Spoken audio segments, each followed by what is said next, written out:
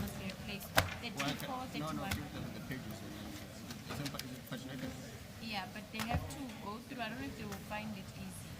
34, 31. Oh, okay. 34, 31. You give me this one. Why would they find it difficult? Because you have to slot it in. Is it not paginated?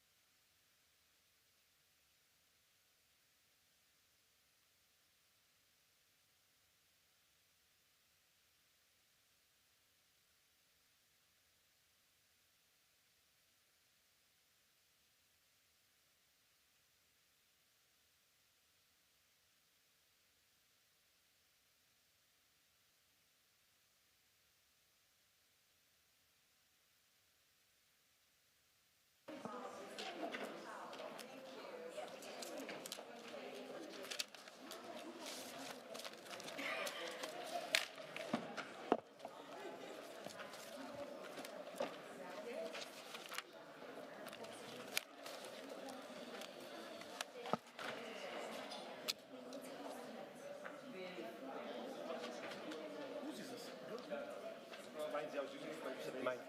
But yeah. I've got, I think, enough pages for today. Did you take any sticky notes yet? A couple. You got the new one.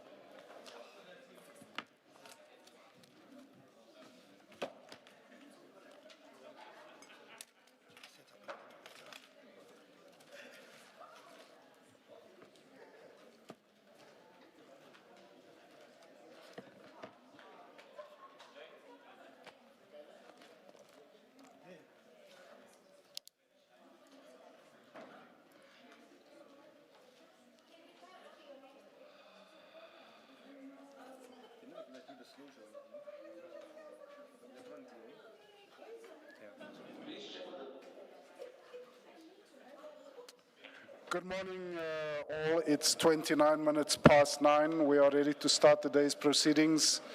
Please make sure that your devices are on silent, that they are quiet. Thank you.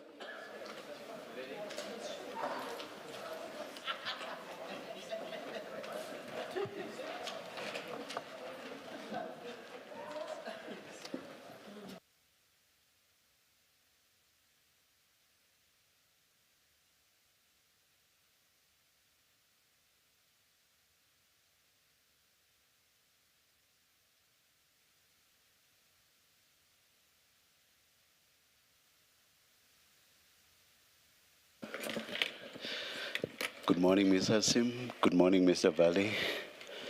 Good morning, Chair. Good morning, Commissioners. Thank you. Morning, Chair. Good morning, Commissioners. Commissioners, we stopped on Friday when I was midway through the chapter on tenders.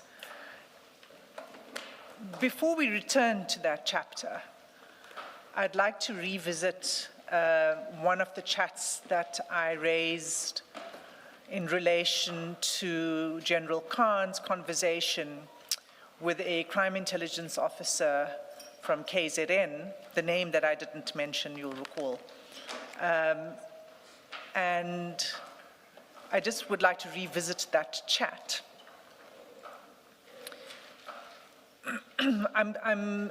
I'm still not entirely sure whether to reveal the name. And the reason for that is that the officer, it is possible that the officer works undercover and it might create a risk to himself or other people that he works with. That's the only reason. But Commissioners, I will establish whether that is in fact the case. I'm only hesitant because I don't know enough. But once I establish what the factual situation is and whether there's indeed any risk, we can then disclose, if there isn't, then we can disclose the name publicly. So I will do that as soon as possible. But that's not the only reason I want to go back to that chat, because since I raised it on Friday, I've obtained information that's relevant to that chat, which I'd like to put before the Commission. If I may just take the Commission back to the chat to begin with. This is where there's a media article, and it's an article in the Daily Maverick by a journalist named Ms. Marianne Tam. And it is an article concerning then crime intelligence boss. He was a divisional commissioner of crime intelligence, Lieutenant General Peter Jacobs.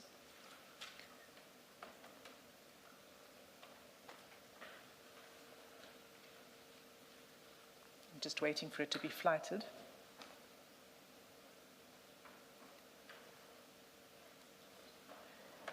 For this purpose, we need only look at this thin file in front of us? That is so, Commissioners, and I must apologize that you only received it this morning, and I will take you through it. It's the thin file with the yellow tabs. Yeah, thank you. So you'll recall, Commissioners, that the... I assume Mr. Valley also has a copy. Thank you, Commissioner. I was about to raise the issue. We haven't received a hard copy. I assume that the thin file that my learned friend refers to is what was disclosed at 5 minutes to 12 yesterday morning. I'm not sure if you could clarify. I'm not sure what time it was sent to you, Mr. Valley, so I'm not entirely sure of that, but it's the affidavit from Ms. Marianne Tam that I'm referring to. No, we haven't received it. We've received it now. Well, and my apologies for that, because you should have received it sooner. Yes. Could we ask for 5 minutes just to go through the affidavit, if that might be in order? Let's adjourn. You'll indicate when you are ready. I won't indicate a time here. Thank you, Chairman. Thank you. Thank you.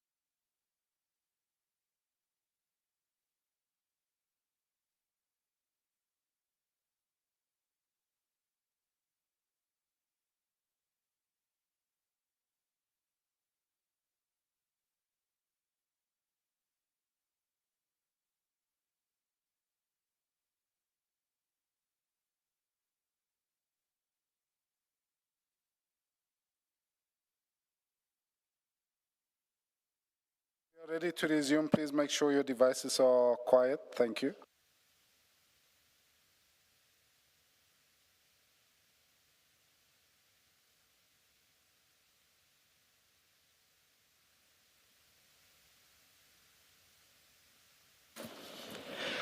Mr. Valley, you're ready.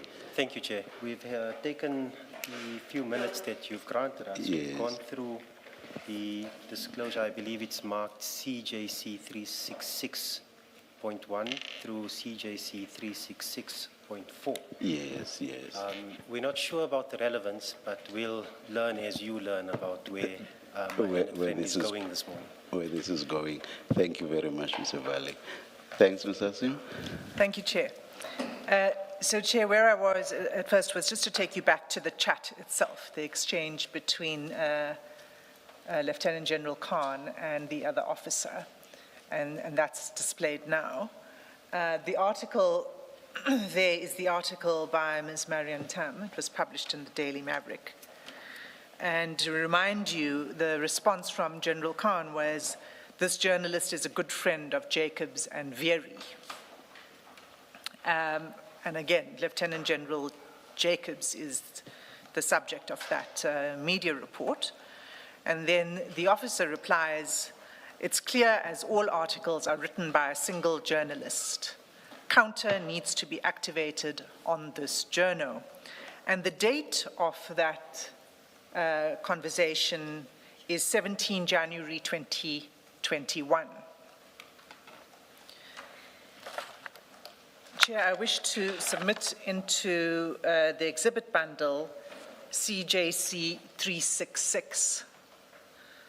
That is a set of documents pertaining to an affidavit that we obtained this weekend from Ms. Marian Tam. 366.1 is the affidavit itself.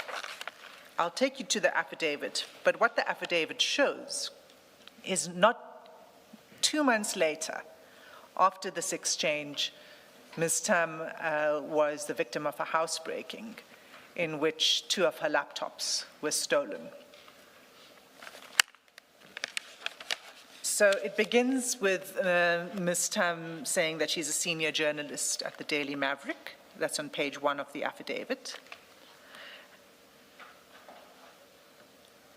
Chair, if you don't mind, I won't read the entire thing, but only the relevant aspects. The second paragraph is where she describes the incident. She says, during the late evening of Saturday, 13 March 2021, I returned my house, she means to my house, situated on the corner of, and then she provides the address, to discover a break-in with my office ransacked, that is her home office, desk drawers emptied and pulled out, and my 2014 Daily Maverick Mac laptop stolen. Upon closer inspection, it became clear that the thief or thieves had also taken a personal MacBook Pro, which I had refurbished for my older daughter from her bedroom. This device had a Daily Maverick sticker on the casing.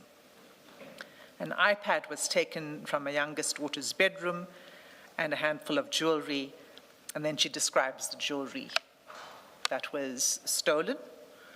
She says other large ticket items such as a flat screen TV, Bluetooth speakers, various cameras, and even a small amount of cash were left intact. She goes on to say that I informed the Claremont police station that evening.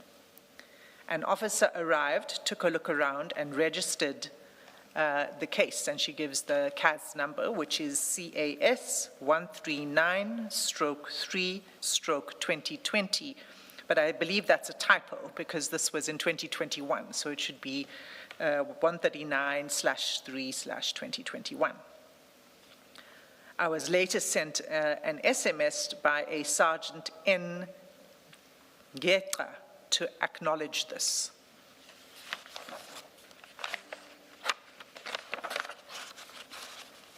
On page 2, she says, at the time, the officer could find no entry point to my house, which was worrying.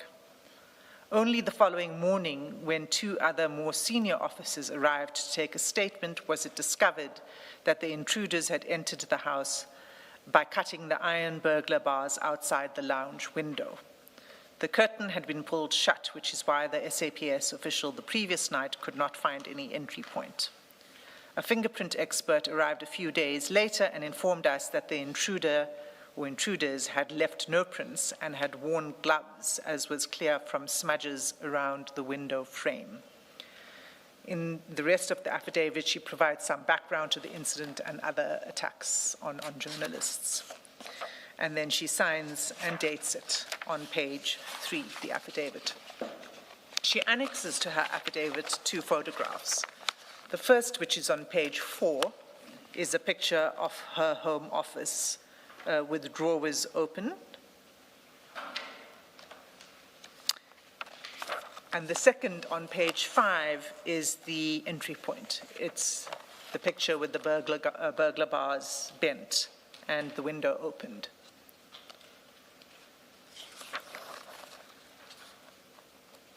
The attachments following that relate to the background information that Ms. Tam provided in the affidavit. And then, Commissioners, if you look at page 8, 9, and 10, this is information that we were provided by the SAPS, which they retrieved from their system. And probably the first is a description of the incident. We don't need to go into it, it's a repetition. It's the note that was taken by the officer who first attended the scene. The second is just a screenshot of the case details. And then on page 10, you'll see, again, it's information of the case details. It registers the station as Claremont and the CAS number and the incident. So it's confirmed from the side of the SAPS that this case was opened and this is what happened. The case was closed. No further detection was possible to determine who the perpetrators were. So that was the incident. Now, Please remind me, what was the date the journalist wrote this and that should be done about this journal? The date of the text. The date of the text. 17 January 2021. Oh, all right, thank you. And this incident took place on the 13th of March 2021. Now, Chair, I don't, this later housebreaking in March, on this evidence alone, can't conclusively show that it was linked to the WhatsApp exchange. But the sequence is alarming. And I raise it because it requires further investigation. It's a coincidence. It can't just be a coincidence. In my mind, which is why I think it needs to be referred. That's exactly why I was interested in the closeness of the timing, yeah. That's correct. It was less than 2 months between the exchange and then this event. And then, as Ms. Tam tried to say, this is in the context of other attacks on journalists, which I also referred to on Friday. So, Chair, it warrants investigation also into whether General Khan or the other officer took any steps after the housebreaking to either distance themselves from it, given the fact that they had this exchange, or to ensure that there isn't any member involved or any state-linked actor that was involved in the housebreaking. And if General Khan were here, I would ask those questions, because if that had not taken place, then that omission too would be significant. So, what is disturbing is that on the face of it, you have a senior crime intelligence officer informing another member of crime intelligence that a journalist appears to favor particular senior police officers, one of whom happens to be General Khan's superior. That's Lieutenant General Peter Jacobs. The response from the other member is not, well, journalists be journalists. It's, we need to do a counter. And there's no evidence that General Khan said, no, don't do that kind of thing, or trying to prevent him from taking any, trying to prevent the other officer from taking any steps that may be inappropriate. So what it shows is that there's a willingness to use crime intelligence capabilities and crime intelligence resources for the purposes of using those resources against a journalist who you are not comfortable with their reporting. It's not a lawful policing objective. It's for the investigation of a journalist whose view you don't like. And it's important, it's not just a semantic issue. It's one, crime intelligence exists to analyze and gather information and intelligence for lawful policing purposes. So it's not a mechanism for monitoring and intimidating anyone, particularly journalists. And I must say that, I should be clear, I mean, it's not to say that journalists don't get things wrong. Journalists do get things wrong. But the appropriate response would be to correct the information, to report it to the senior editor, to report to the press ombudsman. My point is that there are institutional responses that are more appropriate than activating a counter against a journalist. And I won't spend too much time more on it other than to say that, of course, we appreciate in the constitutional democracy that journalists play an important role in exposing wrongdoing within public institutions, and including in the police. So the broader systemic concern that I just wish to place before the Commission is that the exchange reflects a danger that crime intelligence could be used for factional or personal and retaliatory purposes. And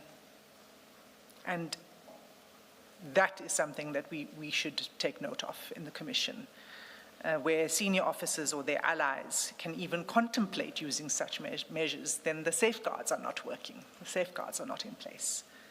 And that's the point I wish to make as a result of that exchange, Commissioners. Thank you.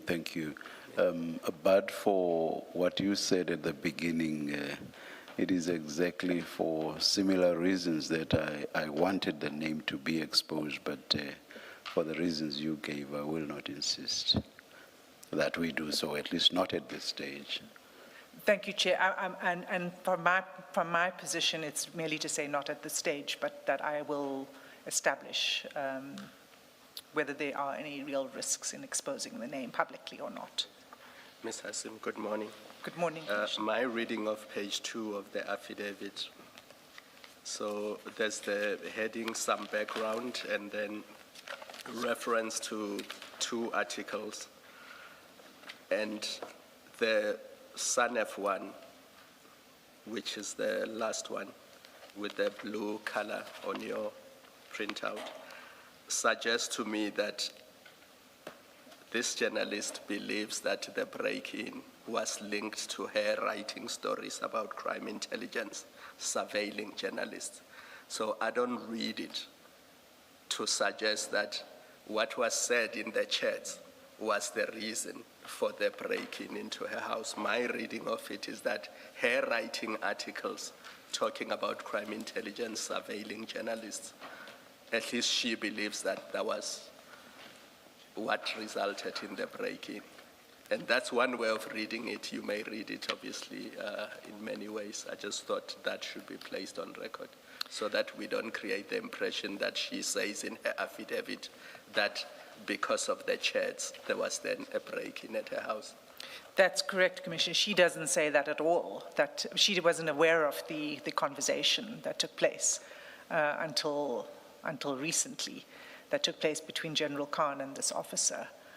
And what's clear is that there's a lot of reporting that was taking place on crime intelligence, you see, Commissioner, it's 2 things. It's reporting on what's taking place amongst senior officers in crime intelligence. And then there are attacks alleged attacks against his journalists, which appear to come from crime intelligence. And then there's the attack. So all of it together is the context. She doesn't link the two. I'm the one who's making the link between the two. And I'm saying that the sequencing is relevant, the timing is relevant, and that it bears, it warrants further investigation. Ms. Hassan, insofar as you want to make something of a fact whether or not General Khan said anything to distance himself from this, and obviously you would want to draw certain conclusions from that. Was this incident publicized in the media? This particular housebreaking incident, I don't... Yeah, because what you said assumes that General Khan would have known about it. If you're going to make anything of the fact that he may not have, he didn't comment, if it turns out to be a fact, if you want to make something of that he said nothing, he did not distance himself, then you first have to establish, it seems to me, you first have to establish that he would have known of the incident, and the reason you say he knows of the incident is because it was publicized or it was reported within crime intelligence, if you like. Do we have that kind of background fact? I can't have that background fact. My point was, if General Khan were here, these are the questions I would put to General Khan. As a crime intelligence officer, it's possible that this would have come to his attention, maybe not. Maybe it's just a common housebreaking. But we have to see it in context of the conversation with the other member. So we don't know whether there was a report back, for example, to General Khan following this incident. But obviously the first thing would be, if General Khan were here, would be to establish what he knew around the incident. Yeah, I guess my point is, if he never comes to testify, we obviously would, I'm sure he does want, hopefully he wants to come and testify and clarify things. But if he doesn't testify, the point I'm making is there are facts that we don't have, that we don't, as matters stand, that we don't have, that we wouldn't be able to get to that point where we say, well, he failed to distance himself from this, and therefore he is implicated in this. That's the only point I'm seeking to. That's correct. In the absence of any objective facts, yes, to that point, then we would not be able to draw that conclusion or make that inference. That's correct. Thank you. Commissioners, I'm terribly sorry to interrupt, but now that I've seen where... Your mic. Oh, the red light is on. I'm not sure if you can hear. Oh, it's shielded by... Oh, right. Let me just do this. That gives you line of sight. Thank you, Commissioner. Now that I've seen where Ms. Hassam has gone with this morning's evidence, which I emphasize was disclosed to us as proceedings commenced, as you've seen, I reiterate that we are not yet favored with instructions from General Khan. I mentioned that while he is responsive and there is signs of improvement, he is unable to converse with me. I went to the hospital in an attempt to see to what extent he's able to converse. Now, in as much as we don't have instructions, there is the issue of residual rights or residual instruction. I have to act in General Khan's best interest to protect his rights. And what I've just seen this morning as an opening gambit of proceedings troubles me. It troubles me because we were not privy to the intended evidence. We were not privy to where the evidence was intended to be led. And that creates a troubling situation because the impression that is given, in as much as Ms. Hassam says that all of these facts that she leads is circumstantial and then not circumstantial, it has to be one or the other. You can't approbate and reprobate. Either it's circumstantial or it's not. But the difficulty we find here is that we have no instructions on this. We don't know, or we were not given prior notice of this evidence.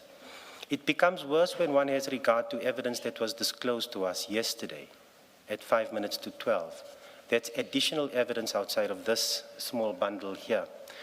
And we have to object, or at least for purposes of this proceeding, object to the manner in which this incremental disclosure is coming about.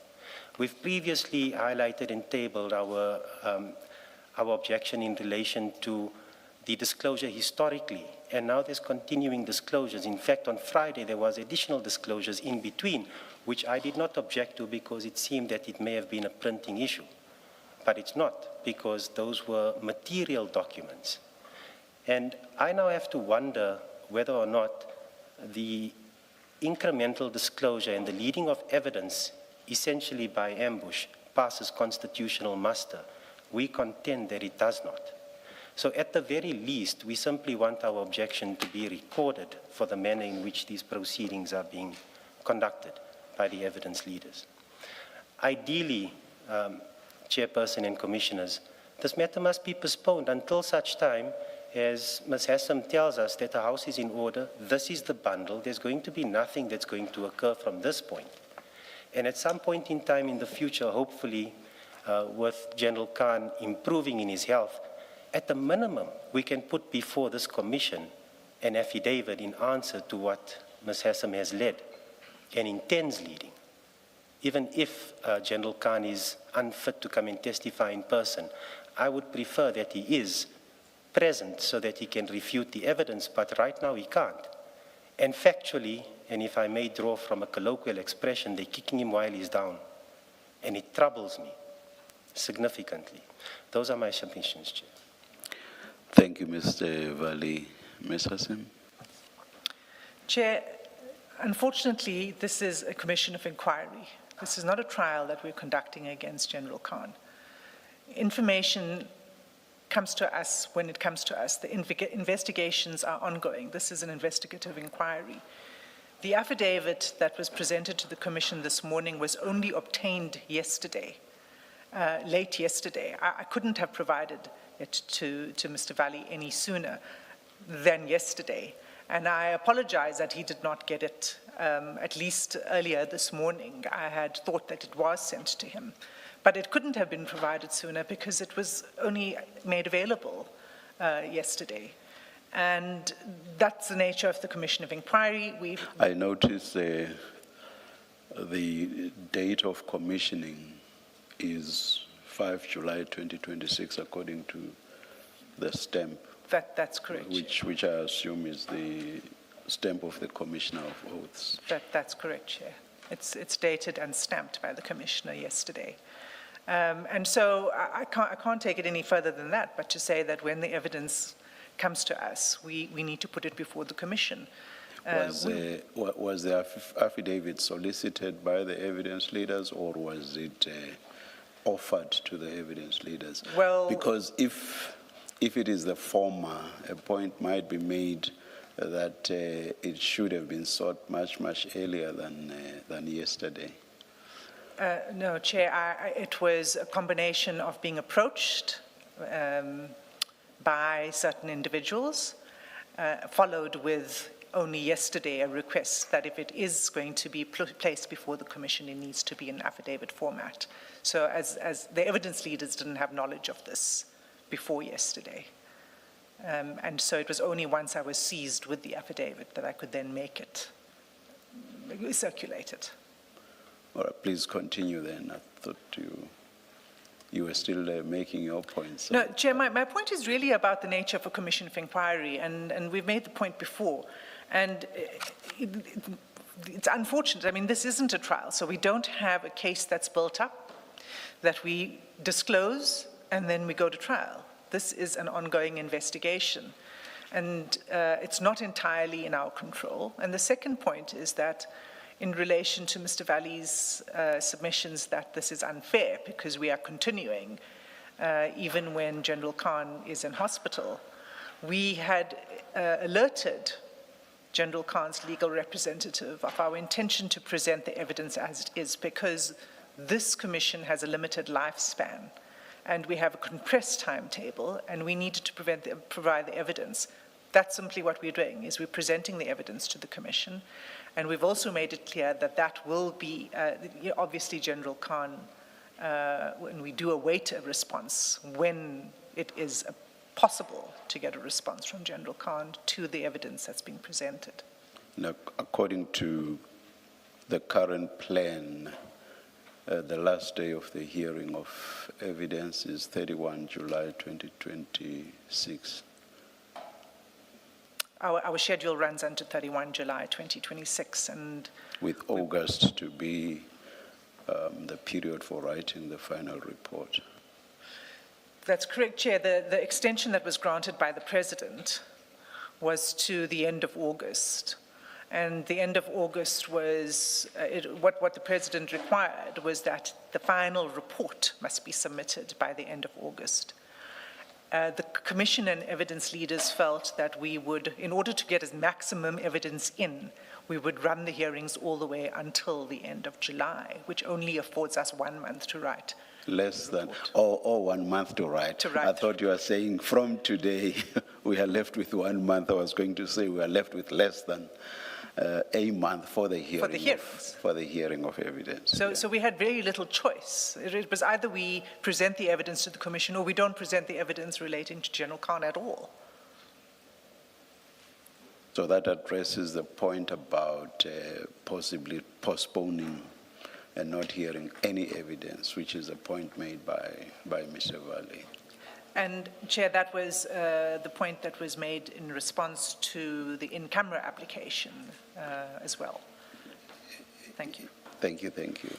A very short reply, Briefly, 2 minutes, 2 minutes, and no more, please. Briefly, Chair, the manner in which we expected the evidence leaders to proceed in terms of this matter is set out in their 10-6 notice. This evidence is not covered by the issues that they've raised there. And this is why it's concerning. It seems that it's being made up as we plod along. And placing General, even if he was here in that position, he doesn't know what is the case that he needs to prepare. I have never understood the regulation 10.6 notices to mean that that is all that will be covered at the hearing. What the 10.6 notice does is to focus on underline certain specific issues that the Commission wants to get an idea of ahead of the hearing. I've never understood it to mean that that's the sum total of what will be covered at the hearing. Indeed, and I accept that. And that's the reason why there is the statement in the 10.6 that this is not all of the evidence. We may amend, expand, etc. However, Yes, notice is still a requirement. I probably misunderstood you then. I'm sorry. No need to apologize, Chair. We're still unpacking the issue. We would expect at a minimum a reasonable amount of notice be given. And in the absence of notice, we are prejudiced. That is the point. I'll leave it there, Chair. I'm not going to take it any further, except that the objection is now recorded. Thank you for the opportunity. Thank you, Mr. Valley. If it were a witness who is not in the situation General Khan finds himself, this would have been quite easy to resolve in the sense that we would simply say, General Khan will have access to all of the documentation that has been served on him, and he will also have access to the transcript, and he may, down the line, address whatever issue he needs to address before we conclude the hearing of evidence. But because he's in the situation in which he is, we do not know whether by the time we conclude the hearing of testimony, he will be in a position to address all of these issues, having had sight of what I've referred to. What happens will depend on what his position, what his situation is when we conclude the hearing of the evidence. But to cut a long story short, we must proceed with the hearing of evidence. We will not postpone. As it pleases. Thank you, Chair. Thank you. Chair, that concludes the issue I wish to deal with that related to the use of crime intelligence resources for purposes other than lawful policing objectives. I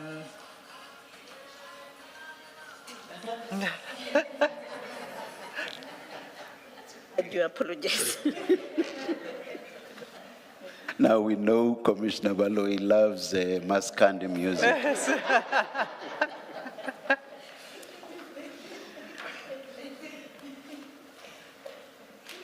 Yes, Mr. Asim. Thanks, Chair. So, Chair, what I propose to do now then is to return to the tenders chapter.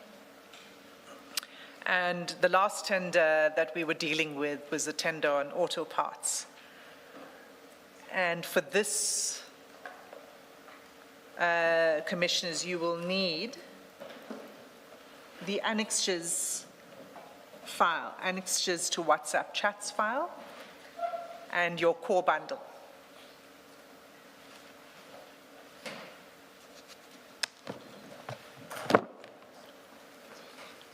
Core bundle is file number, remind us. It's with page 5204.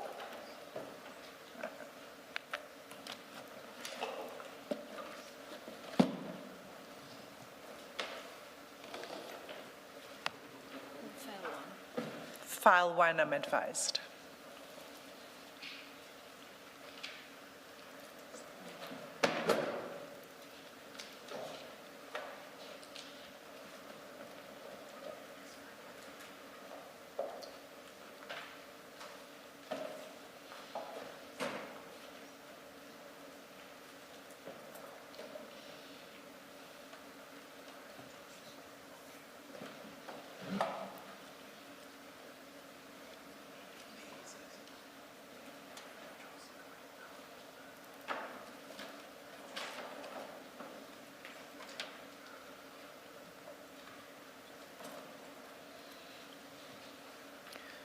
Thanks, Chair. So 5204 is where I believe we left off. It was the chat where Mr. Valley, on the 17th of June, 2021, at 1:54 p.m., says we will be ready with the file by next week, 24th, and pricing. So if I can pick it up from there.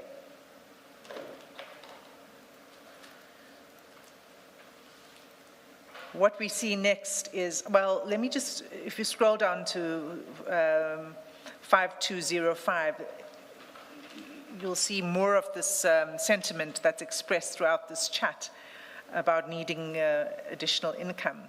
So 5205, about halfway down, so the third chat from the bottom, at 4:52 on the same day, Mr. Valley says we need another source of income. Bro.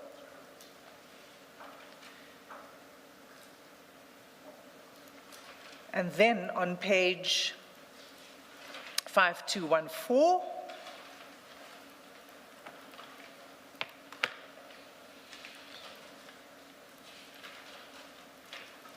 the preparation of the documents for the tender seem to now be complete. And you'll see on the third chat, Mr. Valley says, hi, sir, this is the front of the file. That's, in fact, a forwarded message from one of his employees, which he sends to General Khan. And in the next message, you'll see a screenshot of the cover of the file, which is the bidding documents, the tender documents that will be submitted by the company. Kaizen MSD, Kaizen Motor Spares.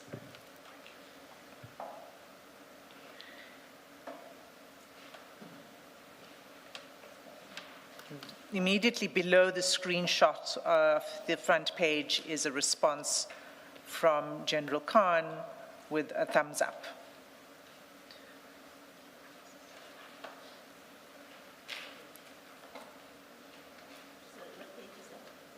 So 5215. Can you fly to the actual thing?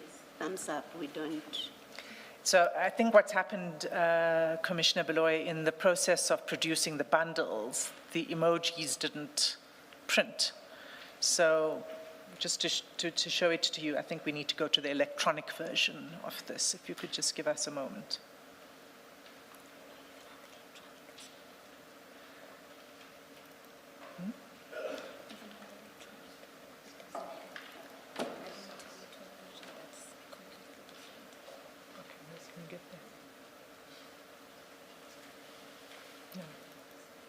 Go to the original extract.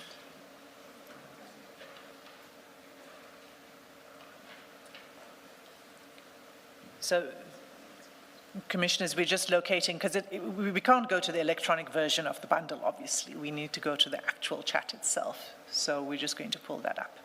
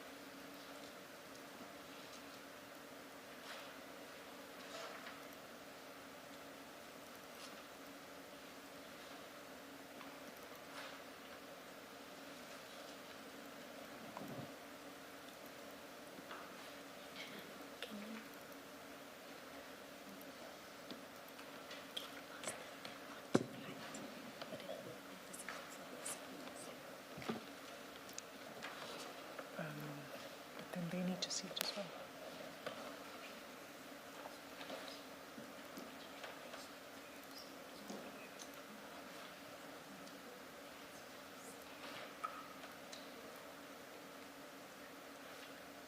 That's fine.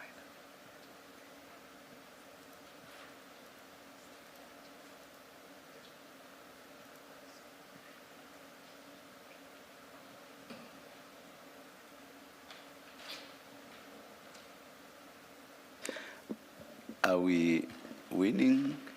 I think we're now there, Chair. Oh. So on the screen now, you'll see, Chair, the WhatsApp message with a thumbs up immediately below the screenshot of the front of the file. It's strange because what appears to be the chat is actually there. When I look at the time, including the seconds as well, it's exactly the same as what we have, except that the emoji is not there. That's correct, Chair, Yes. and I don't have an explanation for why in the process of Yes. producing the bundle, the emoji went, disappeared. but on the original, it's there, and I think that we might, there's another chat where this happens again, and so we will need to go back to the original. All right, thank you. But Chair, as you rightfully point out, the time, the date and the time to the second is exactly the same. And then, Ms. Hassim, to avoid an accusation that you can add and remove things from chats, we may need a better explanation of what happened with this specific chat, because otherwise all the chats that we are reading, somebody will say, oh, you can add and remove any words that you do not like. So just to avoid that accusation, we need to get a better explanation. I'll find out from our technicians how it is. It's only the emojis that seem to not print when you convert it into this bundle format. Not the text, but I will find out exactly what the reason for that is. But what the commissioners have and what General Khan has are the original versions of the chats. Have we used exactly the same format we've been using throughout? I'm asking because we have always had emojis on there. Chair, we are. I really don't know how this happened. It only came to my attention also in the preparation. Anyway, let's not belabor it for now. Let's wait for the explanation that you're going to seek from. I will obtain an explanation, but Chair, I must emphasize that on the original, Yes. all parties have the original extracted data. Yes.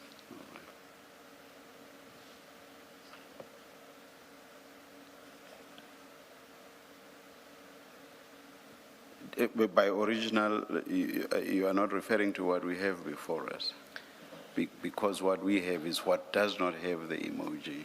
So, Chair, Maybe, Mr. Valley, what do you have? Chair, just like you, we've got the hard copy where there isn't an emoji, and I've got an electronic copy, the one that was part of the third disclosure, where I do see an emoticon, indeed. All right. Thank you, thank you. Yes, Mr. Sim. Thanks, Chair.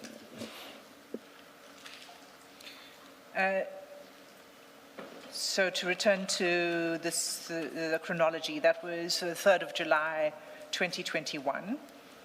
And then on 5232,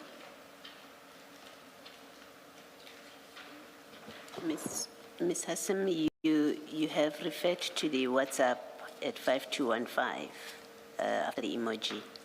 It seems to be important. oh, I got distracted with our discussion. Yes, immediately after the emoji, the next message from Mr. Valley is in case he forgot the company name, ne? And General Khan says yes. Thank you. Our interpretation of that is to send the screenshot of the front cover of the file to General Fani, well, he wasn't General Fani then, but Mr. Fani and or other individuals within procurement so that they are able to easily identify this tender amongst all the tenders.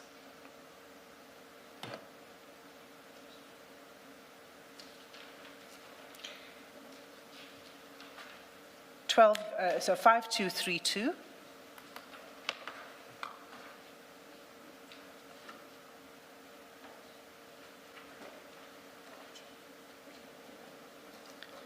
What you see on this page is a screenshot sent by Mr. Valley of the tender being dropped in the box.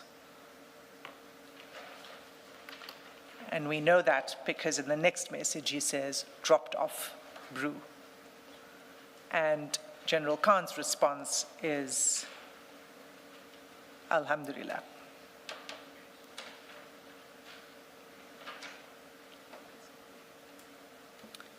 Are you able to assist us with what that means? It basically means praise to God, thanks to God. Thank you.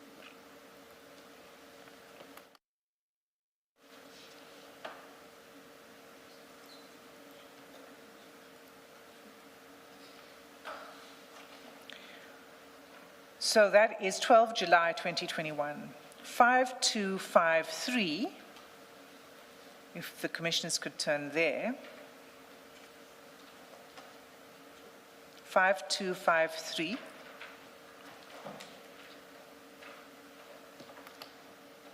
About 2 weeks on.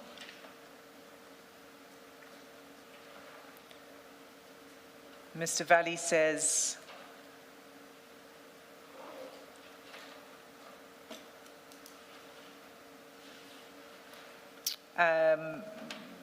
it's in the middle of the page. Sir, there's a word missing. I'm not sure what it is. At National Treasury, still nothing on there. Maybe I had a look at National Treasury. Maybe it's had a look at National Treasury website. Still nothing on there, sir. I even tried calling from this morning as well, sir. No picking up the phones. The next message is, I think maybe tomorrow I should drive to the office and speak to the person that run the information bid department, sir. Chair, these are messages that are forwarded to General Khan.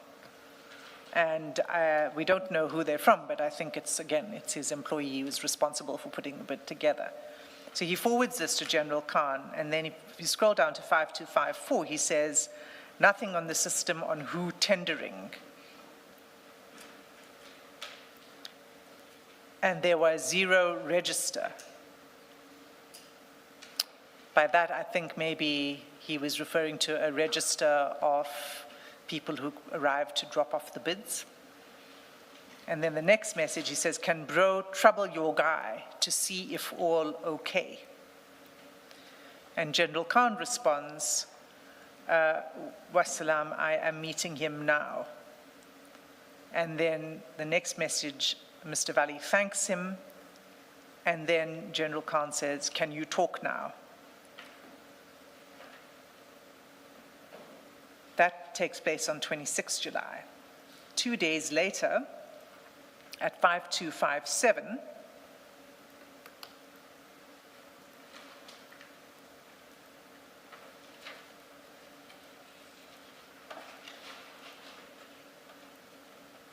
you'll see there's an attachment on that page, Commissioners. Mr. Valley sends General Khan a list of the bidders for the auto parts tender, and you will find that attachment at page 145 of the annexures bundle, the WhatsApp chat annexures.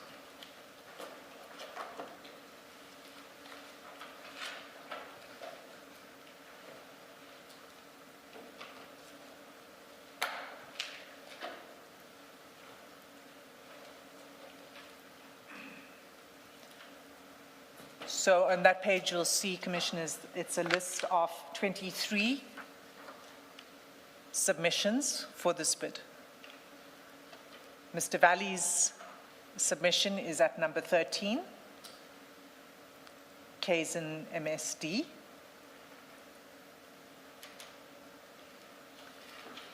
And what Mr. Valley says in the chat is, after he sends this document, he says AHK also tendering. And you'll see AHK at number 2. This is in alphabetical order. The numbering doesn't mean anything. But at number 2, you'll see AHK Motor Spares. So he says AHK also tendering. This is his competitor. General Khan responds to this saying, okay, he is greedy. Mr. Valley then replies, he's killing it in Cape, bro. General Khan responds, okay. Mr. Valley says, must target Cape, bro. And General Khan responds, I am going to very soon, inshallah.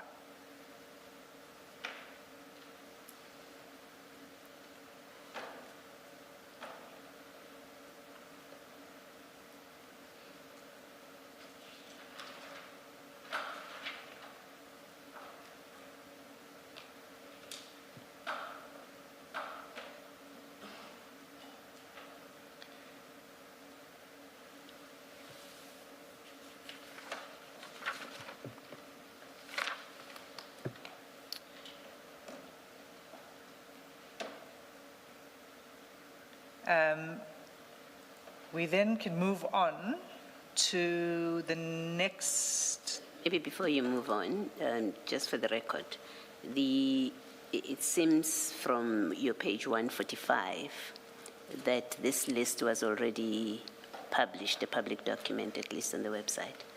Is that, do you accept that to be the position? I believe so. What we can see from the chats is that Mr. Valley's employee was constantly checking the National Treasury website for the publication of this list. And he's the one that shares it with General Khan, not the other way around. Okay. And the top of the page, on page 145, says publication of names of bidders, and it's a National Treasury document. Thank you.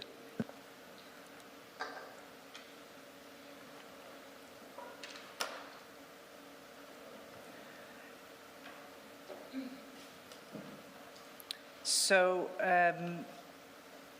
what we need to go to next, Chair, is page 5261.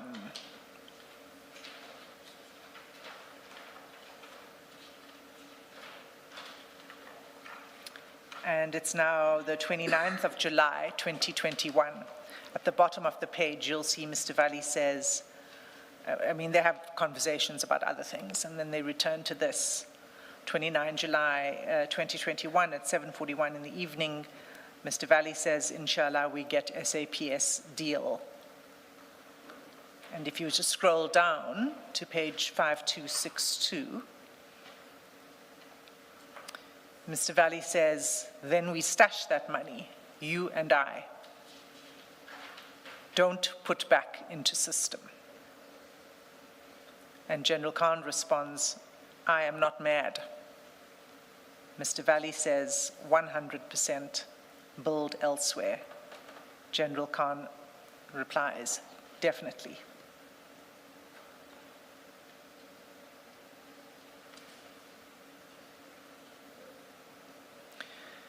The indication is that this is not merely a contract that would benefit one party, being Mr. Valley, but that it would benefit General Khan as well. And do you have any idea what putting back into system means? I can only speculate. Which of course they say they are not going to do. Yeah, but what is that? Chair, I can only speculate. It could mean one of two things. One is that the system is a system, a network of their partners and business arrangements,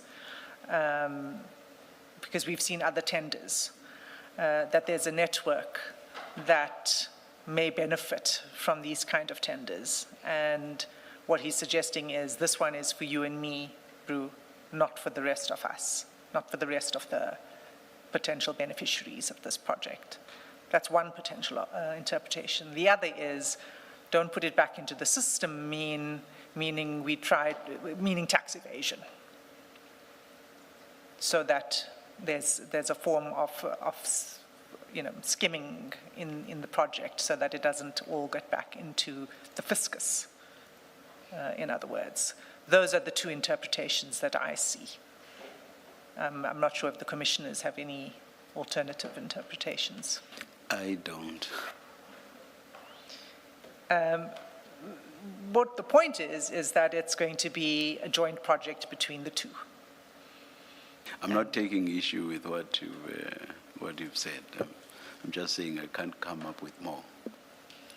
Maybe we'll think of more as we go along, but those are the two that come to my mind immediately.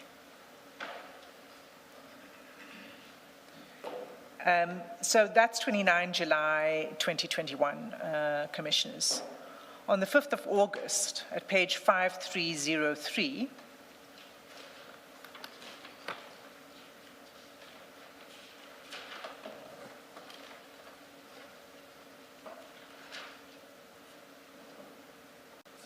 at the top of the page, Mr. Valley says, how long you think before Treasury awards? General Khan responds, I am with our friend now, I will ask. And then Mr. Valley thanks him, and then General Khan says, I wanted you to greet the brother. And Mr. Valley says, Marf, bro, was sleeping, meaning, sorry, bro, was sleeping. General Khan responds, he's gone now.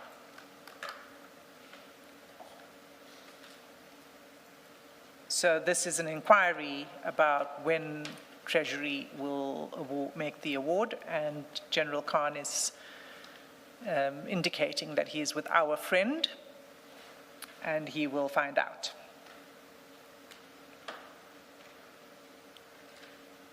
And that he wanted to introduce Mr. Valley, he wanted Mr. Valley to speak directly to our friend.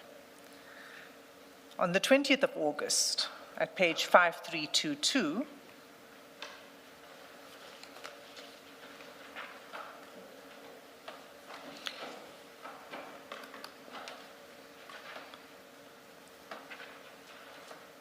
halfway down the page, Mr. Valley asks, bro, what did our man say?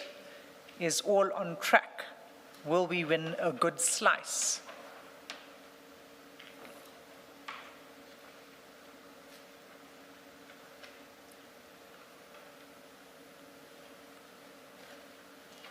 And if you scroll down to 5323, there's another exchange that happens immediately afterwards. Mr. Valley sends a stream of messages, including about providing certain documents and keys. I'm gliding over it for now, Chair, but it is relevant to another chapter, so I will come back to it. But in the end, General Khan says at the bottom of page 5323, yes, bro, and I'm not sure whether he's responding because it all happens in the space of about half an hour, this conversation, whether he's responding to the question about what our man says. He doesn't say anything at this point in time. But it's a follow-up query by Mr. Valley. Will we get a good slice? And what did our man say? And then if we look at 6 September 2021, 5336.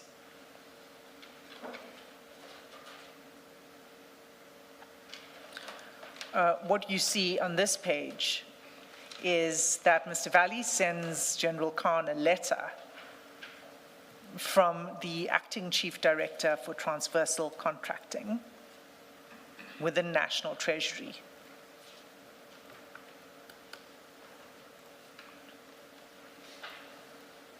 And what the letter says is that there are missing documents that they require them. Please enlarge this.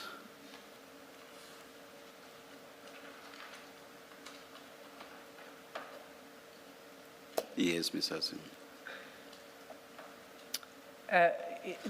Basically, what the letter refers to is missing information in relation to distributors. And the letter says, should they be accredited distributors, those that I mentioned in the paragraph before, those companies, please provide us with confirmation from manufacturers of the parts or tools in question as per the above-mentioned clause.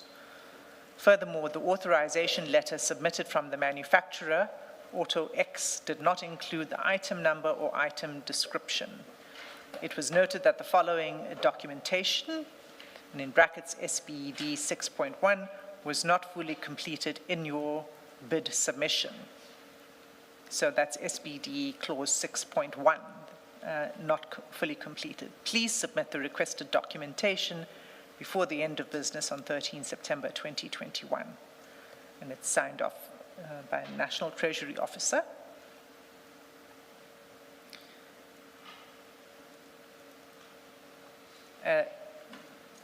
The next screenshot is the same letter, it's just the first page of the letter.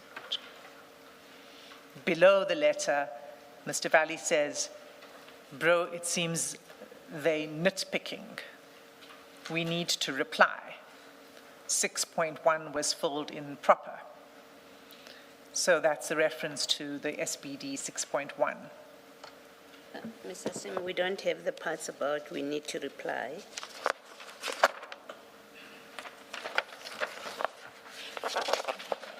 Sorry, you don't have that page, Commissioner Baloy, Yes. 5339. Yeah, no, we don't have. Okay, it's flighted. If you could have a look at your screen.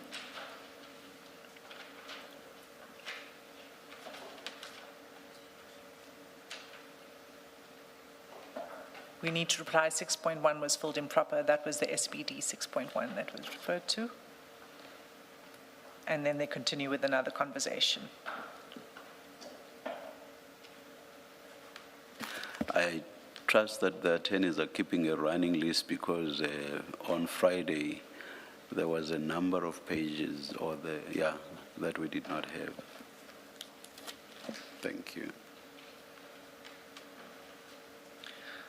The next page may not be in your bundle as well, Chair, and it's page 5341.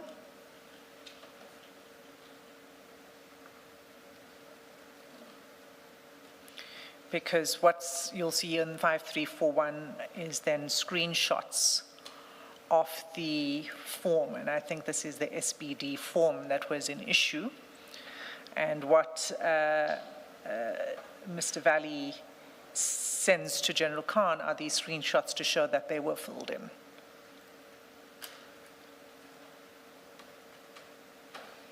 And there are a series of screenshots that are being flighted.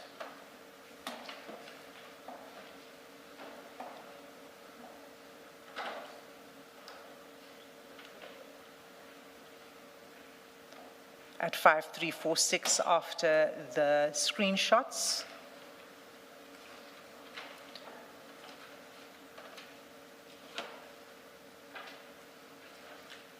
Mr. Valley, again, this is a forwarded message from his employee. Hi, sir, this is sad. 6.1, page 125. I just checked now, sir. It all filled in. So those were the screenshots that he's referring to, all filled in. And then page 5347. This should be in your bundle. At the top of the page. Yes, it is. At the top of the page, Mr. Valley says, can I have Goni at the table tonight, bro? He will draft letter. Goni is very trustworthy and quiet. And we've established that this person is probably the employee that's forwarding him this messages. He's the one who signs the bid documents as one of the directors of KZN MSD. And then if you scroll down, Mr. Valley says, I think our man forgot meeting. And General Khan says, I will call him now. On page 5348, just to remember the timeline here, this is now 8 September 2021. Mr. Valley says, Blood, we can meet him tomorrow, no problem. General Khan says, okay.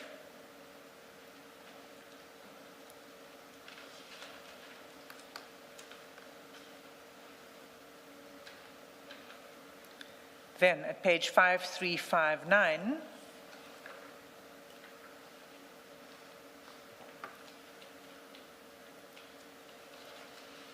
on 17 September 2021, at 7:36 in the evening, Mr. Valley says, Blood, we'll touch base with your man tomorrow and see how we're looking.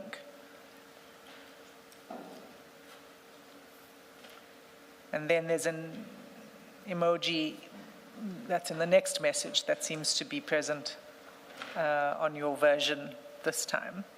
And it looks like the open hands, the pleading hands.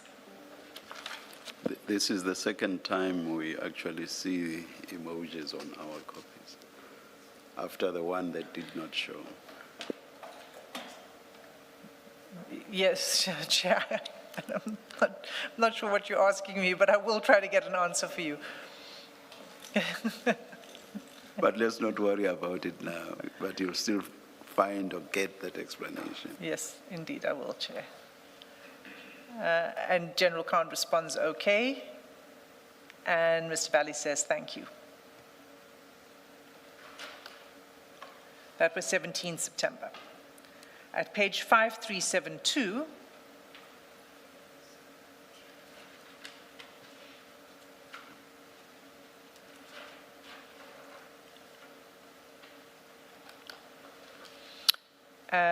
this is now 28 September 2021. 3 chats from the bottom.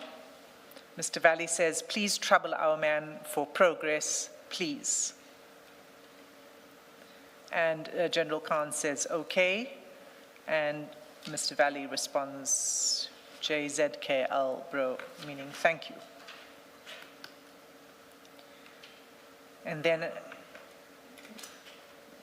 we don't hear much on this contract for a while until, this is 28 September, until 21 October 2021 at page 5377.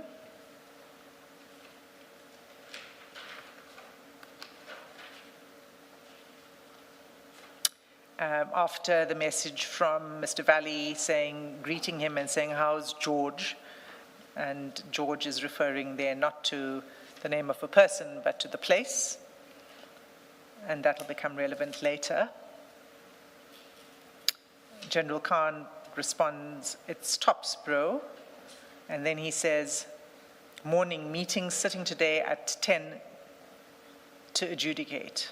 Regards." So meeting sitting today at 10 to adjudicate. That was a message that was forwarded. So General Khan got this from somebody inside procurement, probably Mr. Fani, saying that they're now going to be adjudicating the bid.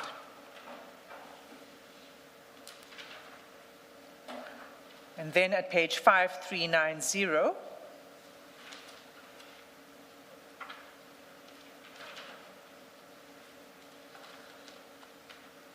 Maybe before you deal with 5390, you say that message was forwarded. How do we distinguish what is written by General Khan and what is forwarded on the bundles that we have? So one is by context, and the second is the metadata, which is a separate spreadsheet that's in the electronic bundle that shows which messages are forwarded and which are not.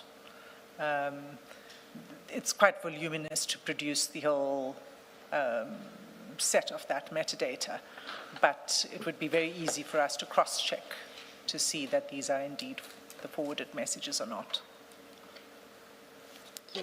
Well, I ask because we don't have the insight that you have, the insight of the metadata, and yet our treatment of these messages has to reflect the correct position. So without you burdening us with the voluminous material that shows the distinction, it's probably advisable for the record, which we will read without you, that you indicate this was forwarded, this is original text. Yeah. Yes, Commissioner, it would have been, this was prepared for questioning by the witness, as opposed to the process that I'm now going through.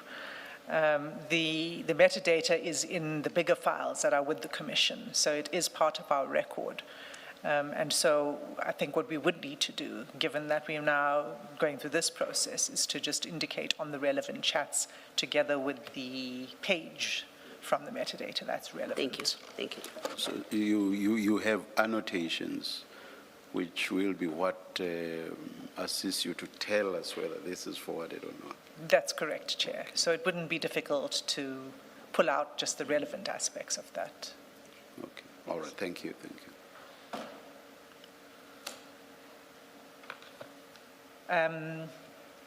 So we had page 5390.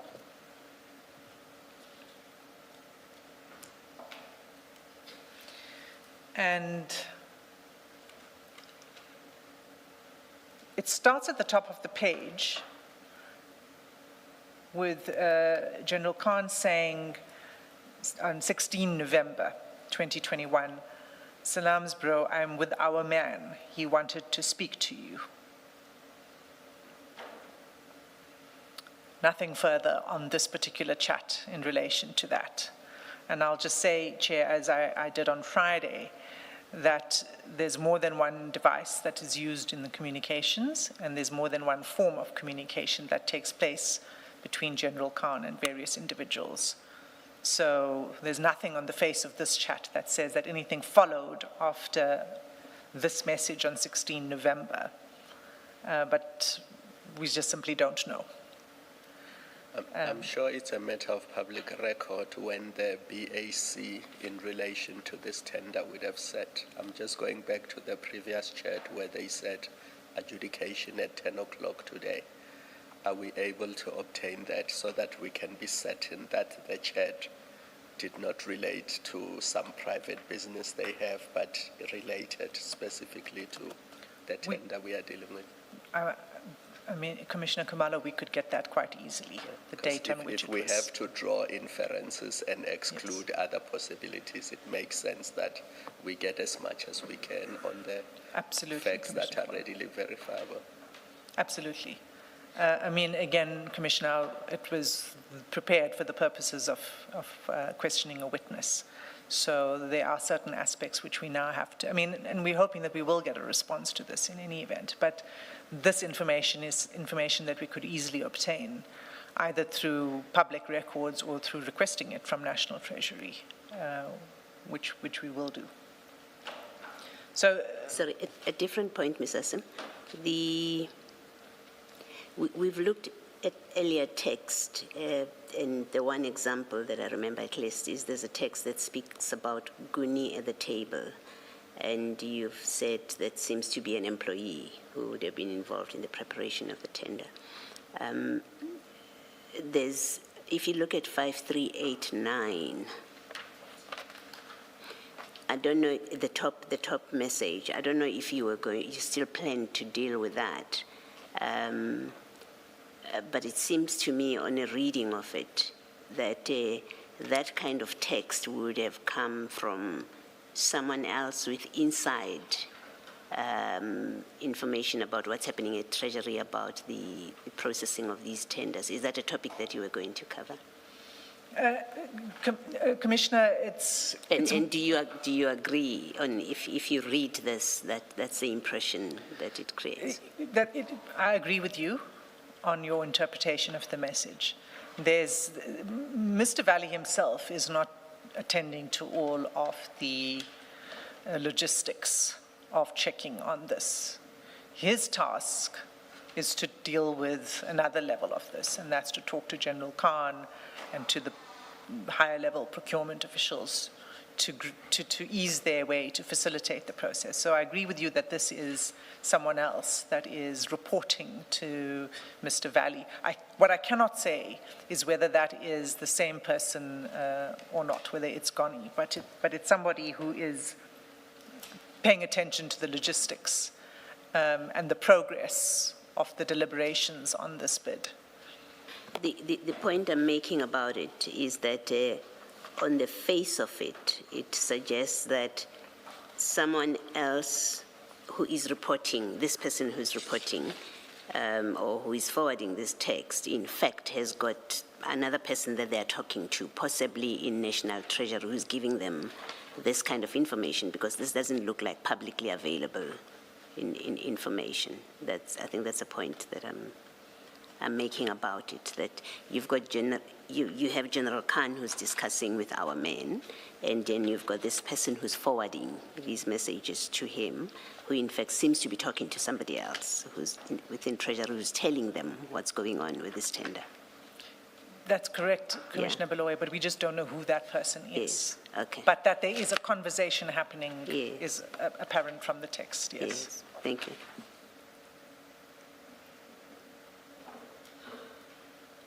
So what happens is that Mr. Valley receives information. He then goes to General Khan and he says, you know, will bro ask your guy, our guy, in fact. Oh, no, your guy. He says, will bro ask your guy? And then he follows it, did bro speak to the main man? That's on 5389. And throughout these messages, there's a reference to our guy, your guy, the main man, etc. And I have submitted, in the context of the previous chats, the previous tenders were not, the previous tenders I was dealing with on Friday, where Molefe Fani was involved, were different tenders with a different individual.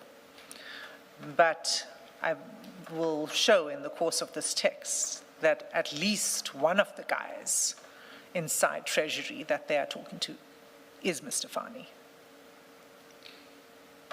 So on page 5390, he says, I'm with your man, our man, he wanted to speak to you, and that was the end of that conversation.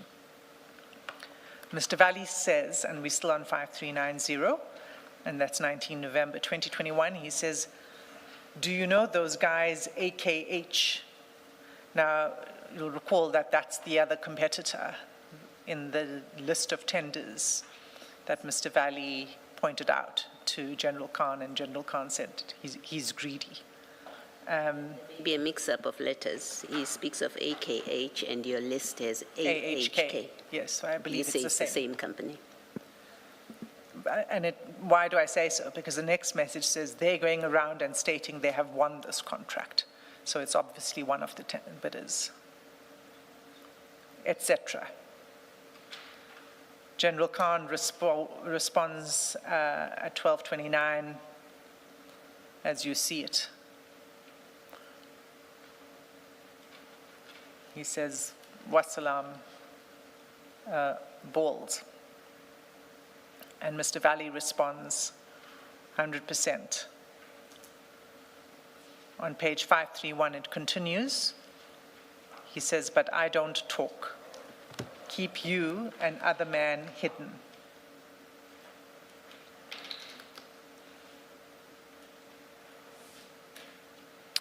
And then the next message, love this, and especially that AHK Oak. And then language we can't repeat on national television. And then General Khan says, big one. So that conversation takes place, as I said, 19 November. So they don't know yet about the award of the tender. 5393.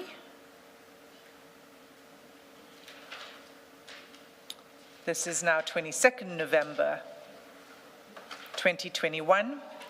Mr. Valley asks, middle of the page, will Big Bro see if they're going to award this month, please? General Khan responds, yes, bro. And Mr. Valley says, and landed cost is mad. General Khan says, that's going to give us a boost. And Mr. Valley responds, bro can make us solid. Over the page 5394, General Khan responds, inshallah. Can you just remind us, the business that General Khan is involved in, it is the spare parts business? Yes, Commissioner Beloy, and this is the subject of the next chapter I'll be dealing, well, one of the chapters to come, which is General Khan's financial disclosures. He has several spare parts stores. Thank you. And 2 separate companies that deal in auto parts. But he's not, at least not directly related to the bidder that we are dealing with in this chat. So in other words, he's not a shareholder or a partner in that business, as far as you are aware. He's not a formal shareholder in Kaizen MSD or a director or anything like that, no. I'm asking because the previous chat, he says this is going to give us a boost. And this is one of those where it's him talking, so us must refer to him. Whereas in other instances where Mr. Valley is talking, us could be Mr. Valley and somebody else. Yes, Commissioner Beloy, he refers to the 2 of them, as I said, as General Khan being one of the beneficiaries. But the beneficiary is not going to be it's not straightforward. It's not, you're a member of the company. And I mean, I think they're just, I think they would be, they're just not that stupid. So when he says it's for us, it's through some other means.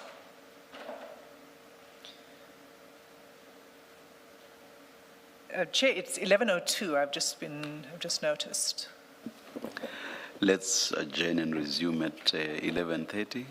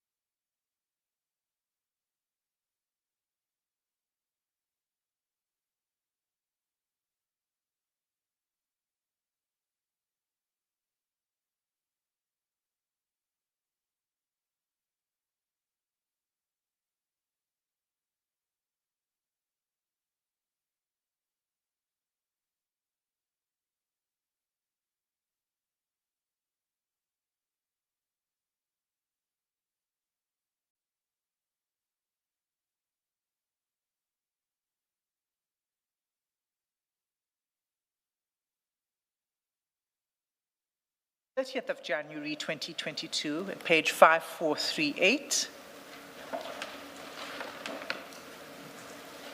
At the bottom of the page, General Khan sends a message to Mr. Valley saying, can we meet Fani on Tuesday evening? And Mr. Valley responds, sure, blood, where? General Khan says, Nova. Mr. Valley says, perfect. And then he says, inshallah, some good news will go down nicely. And General Khan says, Ameen, or Amen.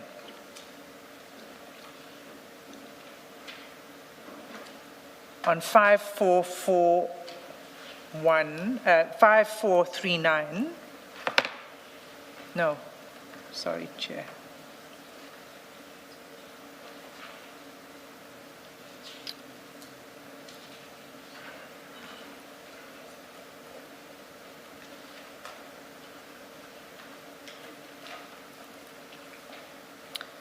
Um, 5441,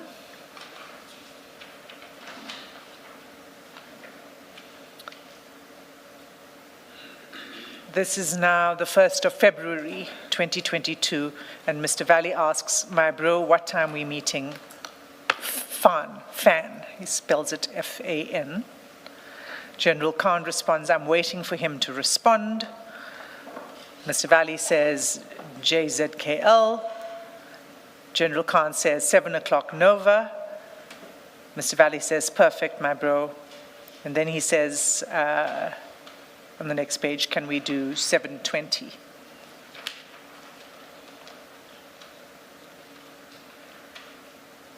That's in February 2022.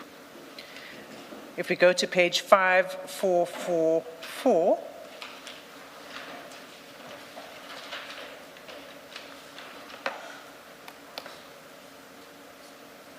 you'll see that Mr. Valley says, this is 22nd February 2022, 9:12 a.m., got feedback for us. When is Brew back? And then over the page, 5445, need FAN, F-A-N, to sort one last hurdle. And General Khan responds with a pin location. At the bottom of the page, Mr. Valley says, see if Big Brew can pull Fan for a supper, please, F-A-N. 5446, General Khan says, when Brew, he says, when Bro is back. And then General Khan says, on the weekend, and Mr. Valley responds, perfect.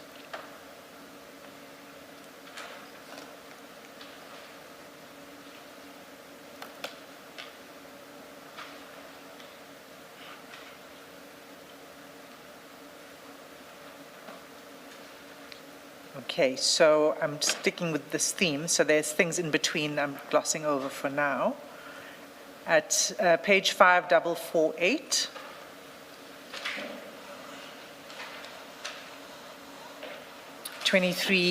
February 2022,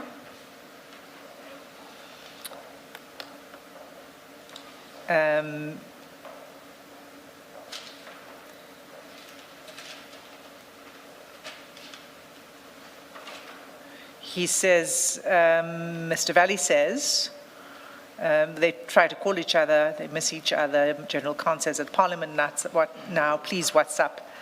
And then Mr. Valley says, blood, buy me one day, please, doing my numbers, please, followed by a series of gifts. And then they continue to have a different discussion about this gentleman, Josie Adams, but it's not related to this particular tender.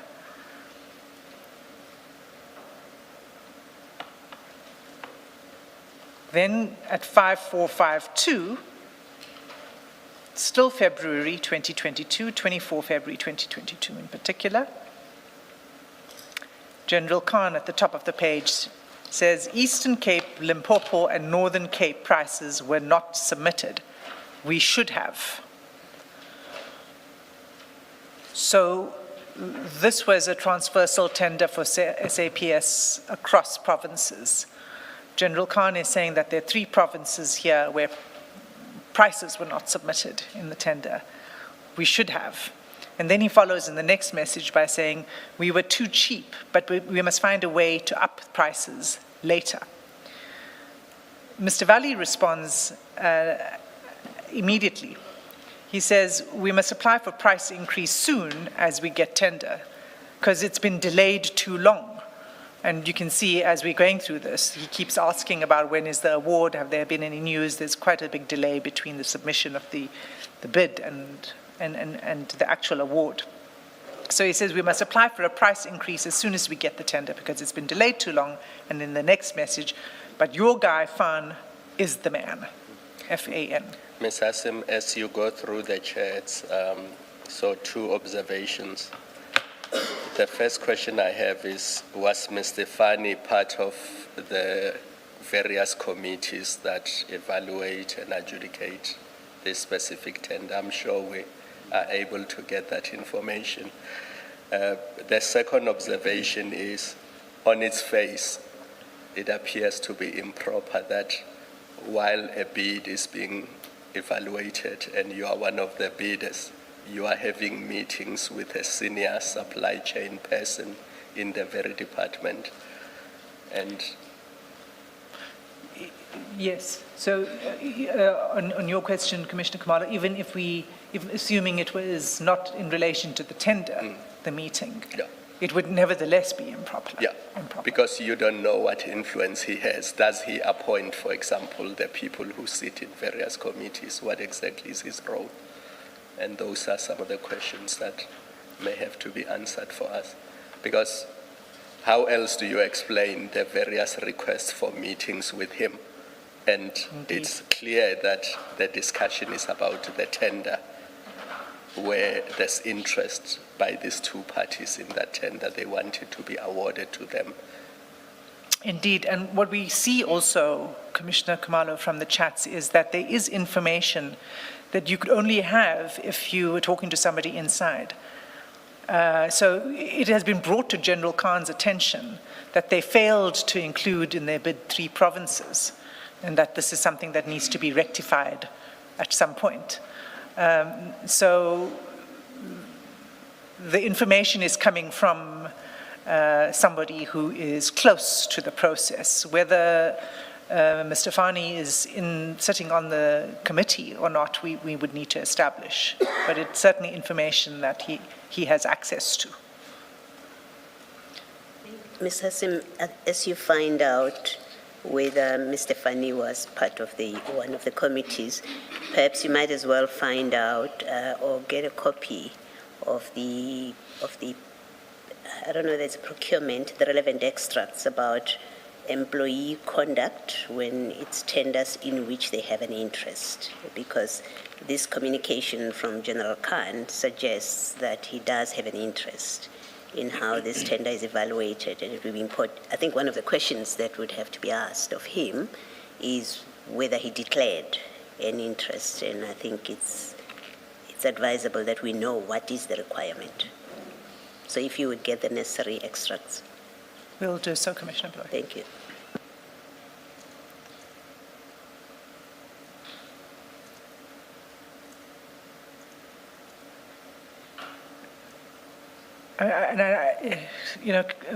Chair and Commissioners, we will be making submissions about that because while what's clear is it can't be correct that you are, so there are 2 issues. One is the conversations with somebody in Treasury, that's clearly improper. The second is the fact that you are a senior member of the SAPS. This contract concerns the SAPS. And I would say there's a third issue, and that is that General Khan himself is in the spare parts business. And there's a conflict of interest concern that arises there that, again, would be up for investigation. I'm not drawing conclusions. So to return to the timeline, in February, 24 February, the exchange was needing to apply, already anticipating that we're going to need to apply for a price increase on the tender. And if we scroll down to 5453,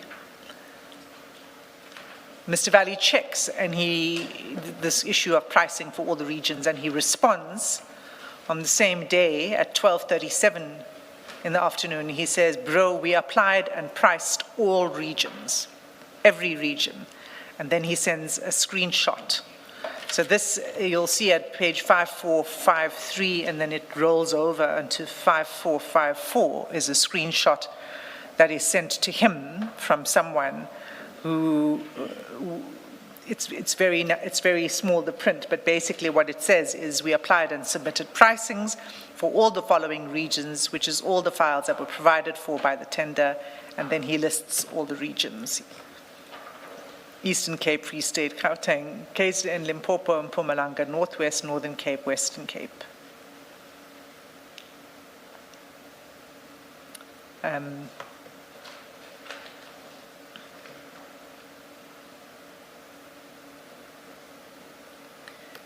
then we get to 8 March 2022. And that's at page 5458. In fact, again, the pages are, it starts on 548, but the second page is above it. But let's start with the first page, because this is where General Khan sends Mr. Valley a copy of the Treasury letter recommending the appointment of KZN MSD. So at 5458 is the first page, RT 45-2021, supply and delivery of automotive parts.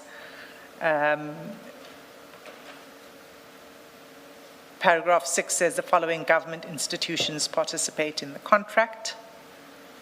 And then if you scroll up, Commissioners, you'll see paragraph 7, name and address of the contractor and other relevant information. And there were 2 of those list of bidders that have been awarded the contract. The first is All Parts, Pty Limited, and the other is KZN MSD. Now, here we have this problem again with the emojis, but we will display it at the bottom of page 5459. So General Khan sends this to Mr. Valley to show him, sorry, one last thing. It's dated 7 March 2022, this letter. And it's sent to Mr. Valley immediately the next day, 8 March 2022. Okay, and then Mr. Valley responds with love and kisses emojis, which you'd have to look at on your screen because the PDF Adobe didn't transfer it.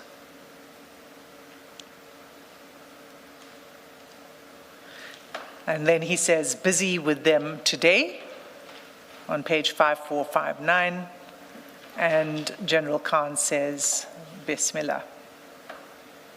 Ms. Hassim, I thought that name that we were looking for on page 5457, the contact person.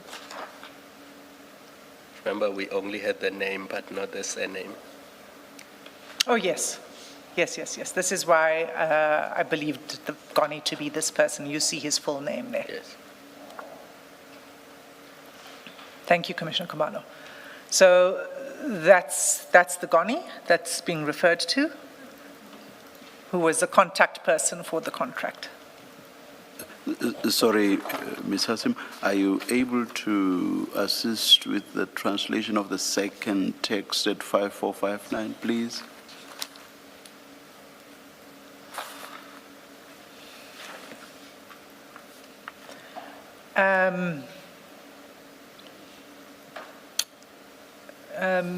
Yeah, if you can't, it's fine. Well, I can, but it's hard. I don't know how to translate it. It's another way of saying thanks to God, in the name of God.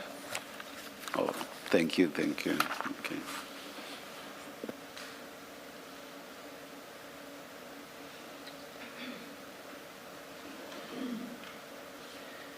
So that's where we learned that the contract was in fact awarded on the 7th of March, 2022.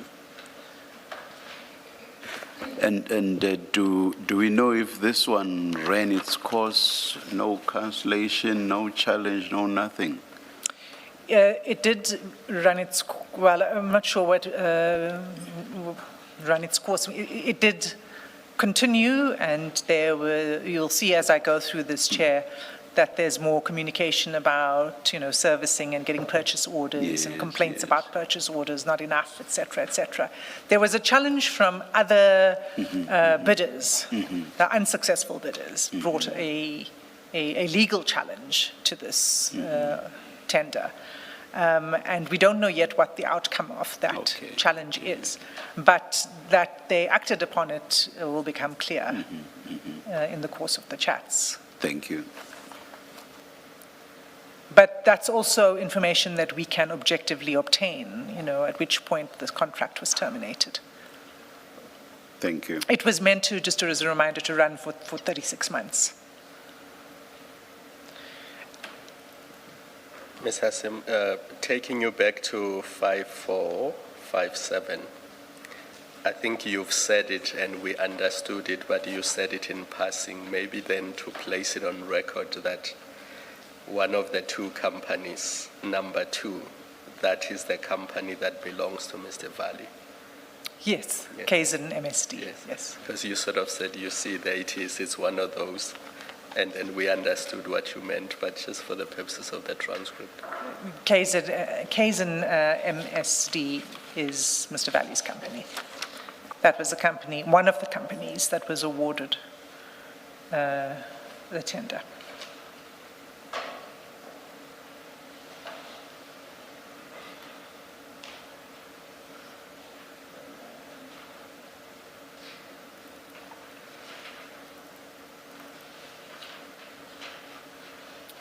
So, Chair, could I ask you and Commissioners to go to page 5472?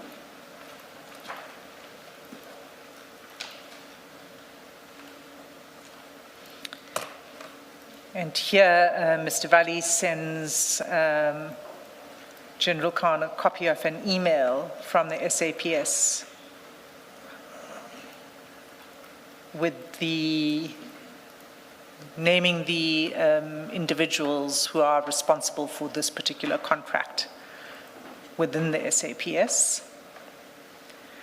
And that's followed with a letter that's... And you see that from what? That they're the individuals responsible for this contract? Is it the RT 45 contacts in subject line?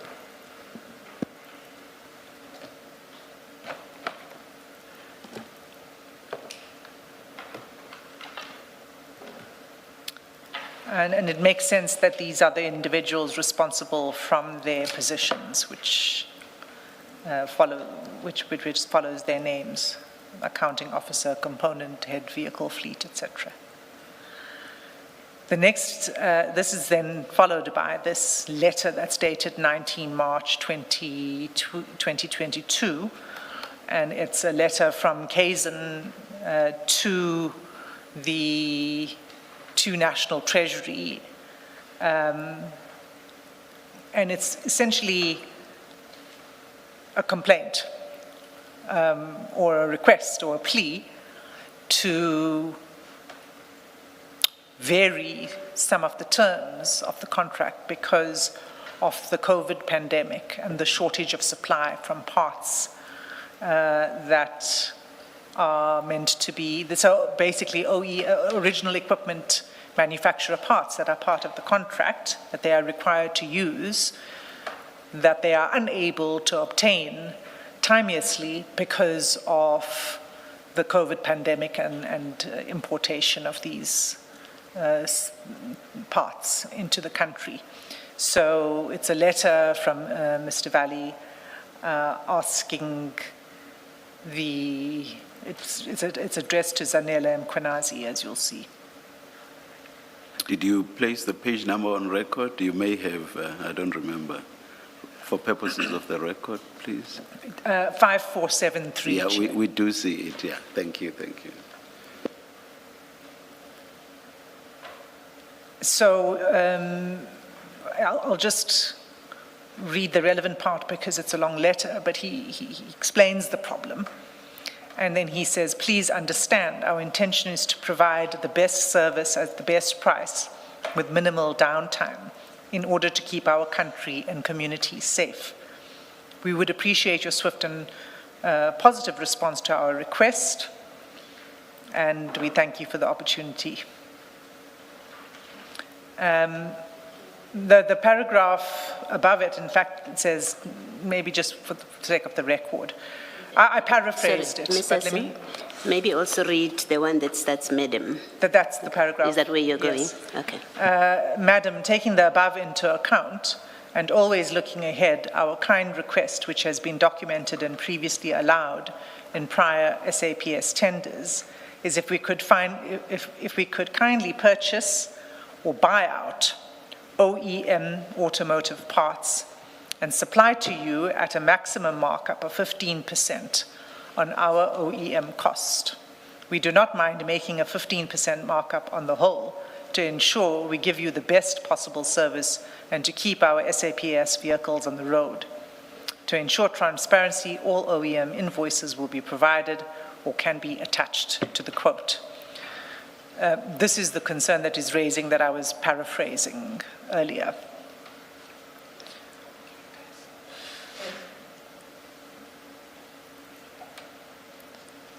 Please remind us, I may have forgotten, weekend might have come in. This tender relates to SAPS vehicles, but was done through the National Treasury. Do you remember why that is the case, why it was not done directly with SAPS? Because it's a transversal contract, it's centralized in National Treasury. And it's for procurement for SAPS, but across provinces. And I think that's why it's done by National Treasury and not the SAPS itself. Because that fact is relevant to the question Commissioner Baloyi asked earlier, the question of conflict of interest. Because this is SAPS procurement, although it's done via National Treasury. So if you are a member of the SAPS, especially somebody at senior level, issues of disclosure become relevant. Absolutely, absolutely. The fact that it's a transversal contract and it's centralized with the National Treasury, and that's why I was saying, Commissioner Kumalo, there are two problems here. One is with the contact with somebody in Treasury as they're going along, and the second is that General Khan is a senior officer himself in the department that's meant to be serviced through this tender. So... Oh, you were saying so. Please finish. No, I was going to move on, Chair, so yes. Please ask a question. Please read into the record the paragraph that follows, starting basically. The paragraph following the paragraph I just read, which began, Madam, says, basically, Madam, this is a request to change brands on some components to ensure that the supply rate is... Should be perfect. Misspelled, but it should be perfect. It says prefect, but they mean perfect. Yes. Unless in procurement, prefect has a special meaning. We can find that out too. But Commissioners, the purpose of the letter is clear. Do we have any idea what the change of brands, what that is about in this context? Chair, I think again, I don't have the final specifications of the contract. But part of it, as I recall from when we looked at the draft, remember there was a draft specs, was that they would have to use original equipment manufacturer parts. And they would obtain these directly from so if it's a Mercedes vehicle, then they would have to get the spare part, whatever it is, from the manufacturer. And what they're wanting to do here is to source it from other suppliers. And he's trying to say they will get quality, but they can't be bound to these terms in the context of the COVID pandemic. Yeah. Thank you.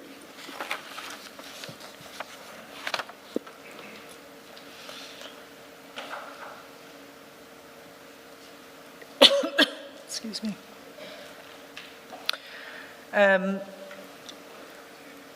Okay, so they are now, but they're well into servicing the contract, as we can see now in March 2022. If we go to page 5484,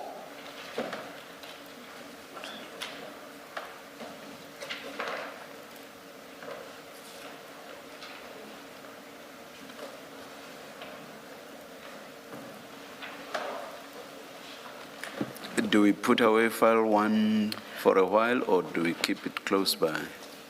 Chair, I know at some point, and I can't scroll down right now to see where it is. At some point, I'm going to go back to file 1, so maybe don't put it away yet. There's only one reference there, but it's an important one. We go to page? 5484.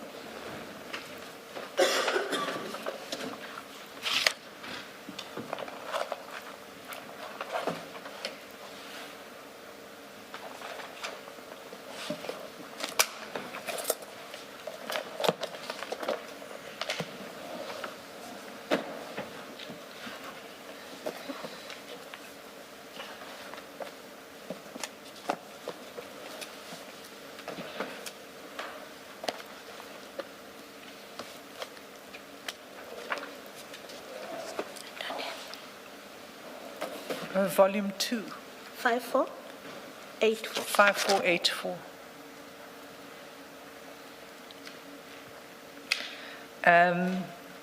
It's the second text below the picture. It says from Mr. Valley, it's dated 30th March 2022. And Mr. Valley says rumor ATM, meaning rumor at the moment. They want to pull a region from all parts. Can they give us? All parts is the other successful bidder. And yes, he's hearing that they want to pull a region, and he wants to know if they can get it. General Khan responds, let me ask him if it's true.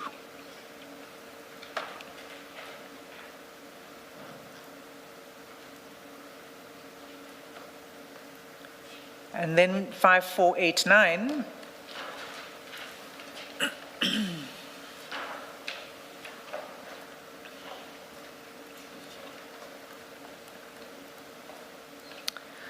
and again, I just must point out, Commissioners, that it will be obvious to you that there's a conversation above the one that I'm going to.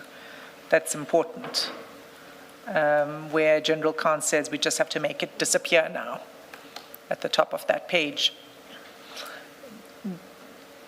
That is important, but it concerns the theme of abuse of authority, one of the themes I said we would deal with that arises from the chats. So I'm not going to deal with it now. Yeah, I was about to say at this point it's out of context. It is.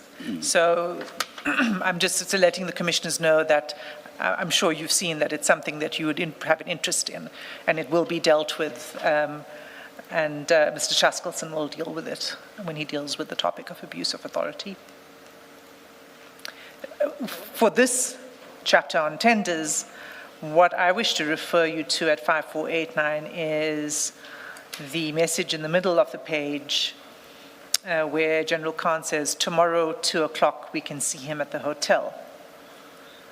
And Mr. Valley says, bro, can we do later or earlier? Meeting one auntie from SAPS to also ask what's going on with systems. They're blaming systems and paperwork. Over the page, General Khan says, what time? Meaning, if not 2. He responds, 11 a.m. Mr. Valley responds, 11 a.m.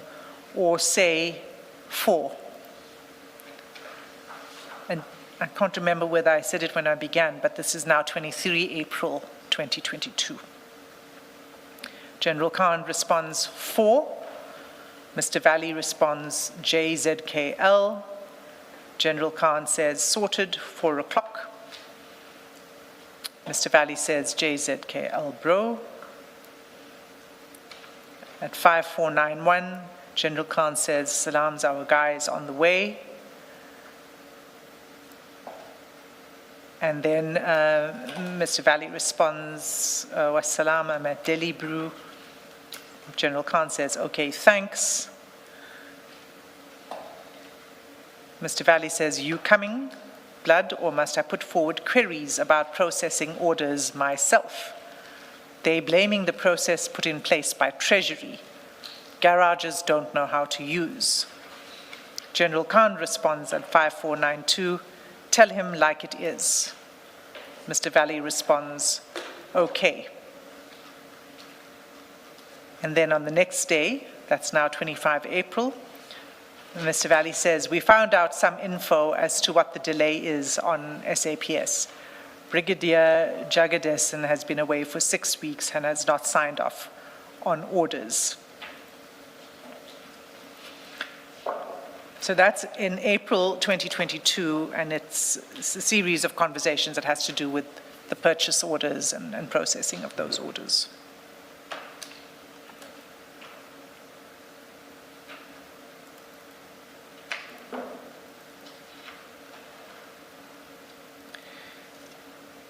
Then we get to May 2022 on page 5497. In the middle of that page, 1st May 2022, at 6:30 p.m., Mr. Valley sends the following message to General Khan. And again, this is one of those messages that are forwarded, and you can see it's a message that's addressed to Mr. Valley, who's Ish in this context. The message says, hi Ish, we are having a Microsoft Teams meeting on Tuesday, 3rd May 2022 at 9 a.m.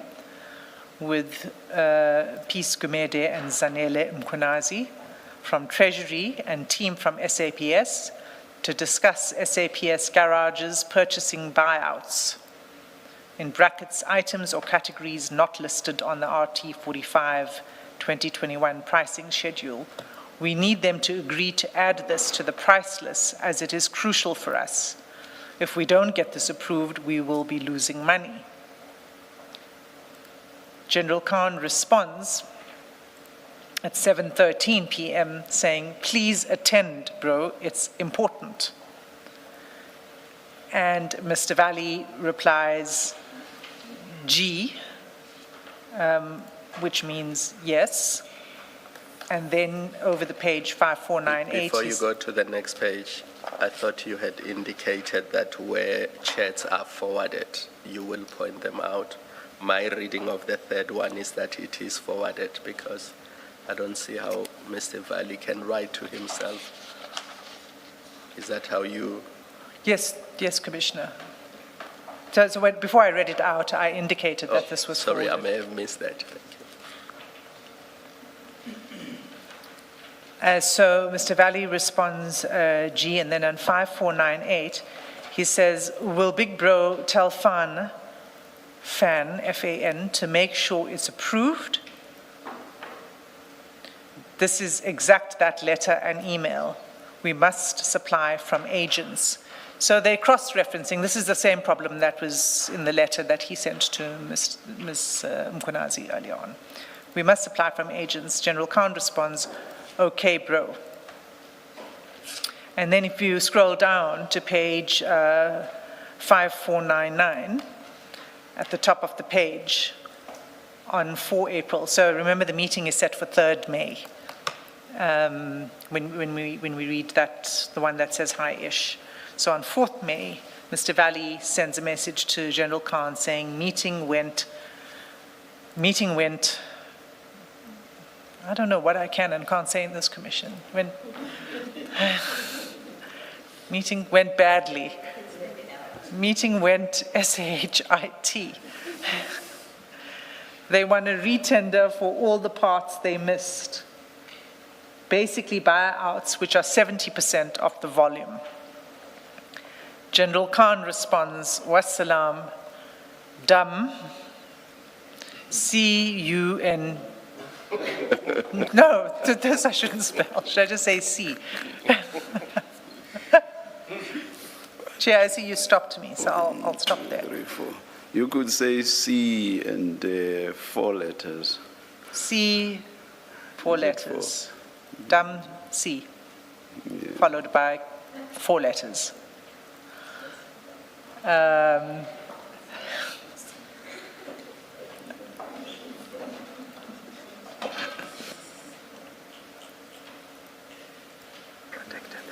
Oh, is it on the screen?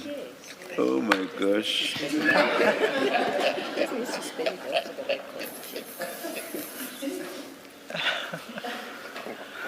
Well, it didn't come out of my mouth. I'm still thinking about the tongue lashing we got for the song. Chair, it didn't come out of my mouth, but it's the evidence. Thank you, thank you. Mr. Valley's response to that is very. We chase tires, blood, we never give up.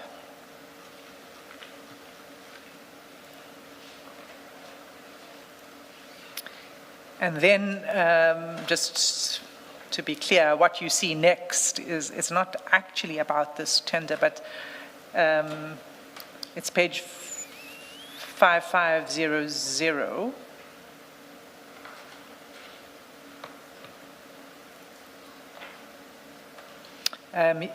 General Khan forwards to Mr. Valley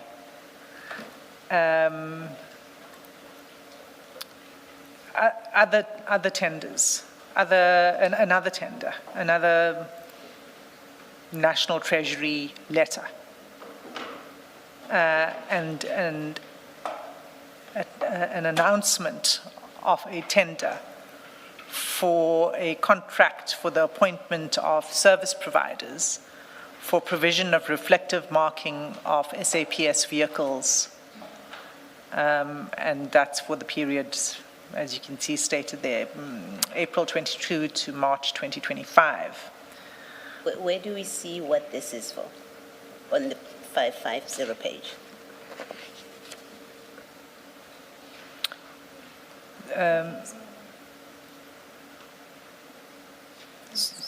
Sorry, Commissioner Beloy, your question? Said at 550, we see that information, but it relates to another tender. And my question is, well, on this page, where do we see what tender it refers to?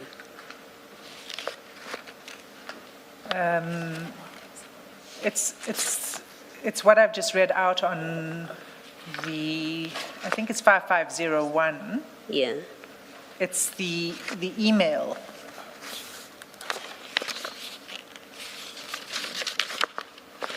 You say it's part 550 is part of 5501. Is that what you're saying? I think the two go together. We don't have the top of the page on 5500.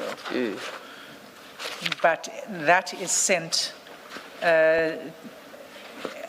what you'll see on the letter is, and the reason why you don't see the top of the page, it seems that what was most important for General Khan to forward was who was awarded that particular tender, because just above the signature, it has the names and addresses of the contractors. And then the date, 12 April 2022. And then is the email with the appointment of this service providers for the provision of the reflective equipment. So the two are to be read together. Appointment of service providers on that tender. And then if you scroll down, Mr. Valley didn't read it closely because when he received it, he thought it was another tender for which he could bid. So his response is, on it, Brew. Meaning, well, what's obvious. And then he says, thank you, JZKL, Jazakallah. And then General Khan says to him, no. Well, he doesn't say no. He says, this was awarded to the above companies. And then Mr. Valley responds, oh, SHIT. And then General Khan replies, another disaster on the way. And then Mr. Valley says, yes, Brew, they effing it up. And then he follows that with the following, we need one big one, and then we chill. General Khan replies to that, we need one big one, and then we chill, with an emoji which needs to be flighted because, again, the Adobe conversion removed it. What you see is he responds with 100 and a strong arm muscle emoji. Mr. Sim, at page 5501, that email, the top of the email, I don't know if on the electronic copies you have a better visual, but on the face of it, and tell me if I'm incorrect, it looks like it's an internal email that is being shared, just looking at the addresses. Commissioner Beloy, I'm in agreement with the way you see it. We don't have a better copy than this. But what we see is what you also see, is that it's internal. It saps all email users. In fact, it's a group that's created, an email group that would be an internal email group. Thank you.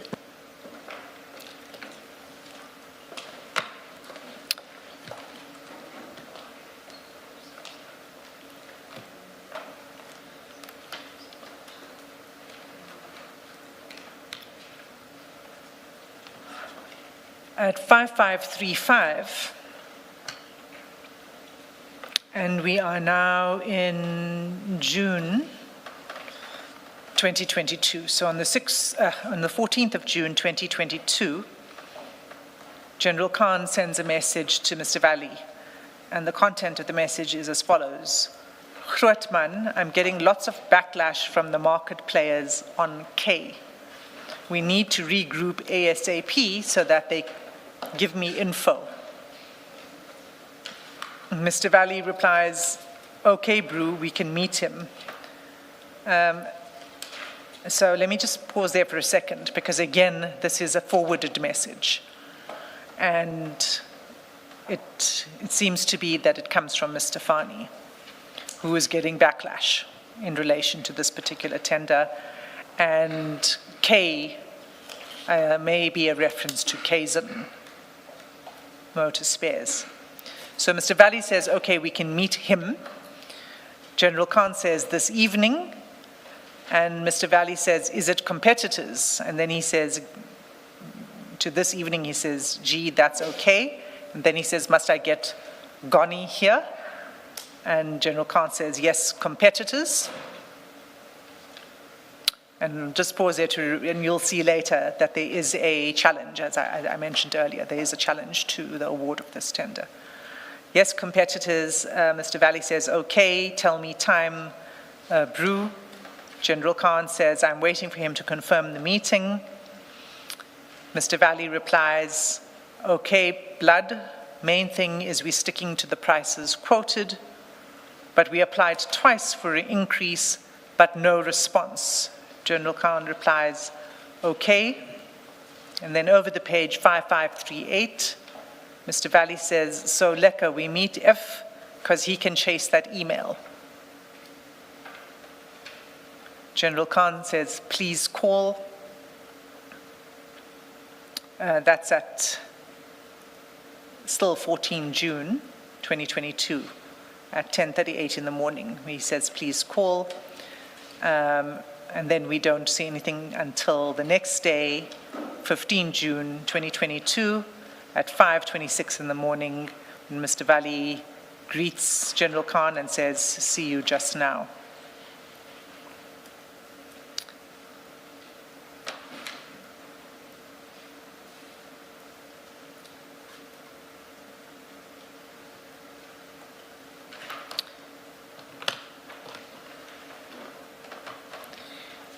Then we go to 27 June 2022, 5541.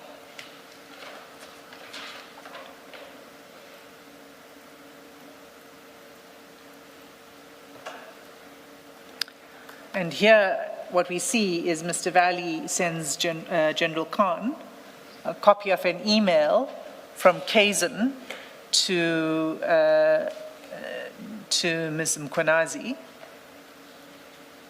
complaining to them, SAPS and Treasury, about not getting enough orders.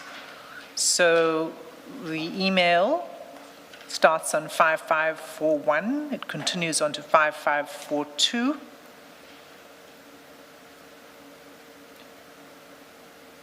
I've described what it's about, Chair. Would you like me to read it into the record?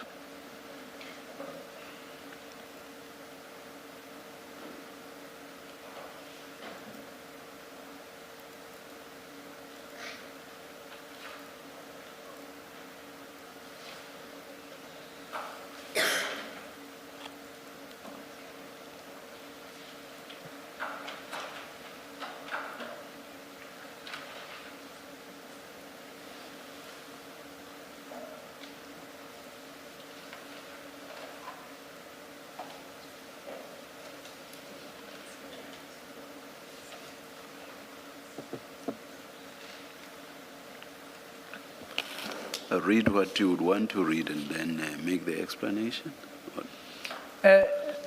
So, Chair, the gist of the message is a complaint about the contract not being financially viable because they're not getting sufficient purchase orders. He sends this is an email that's sent from Kazan. It's then forwarded to General Khan. And Mr. Valley says on page 5543,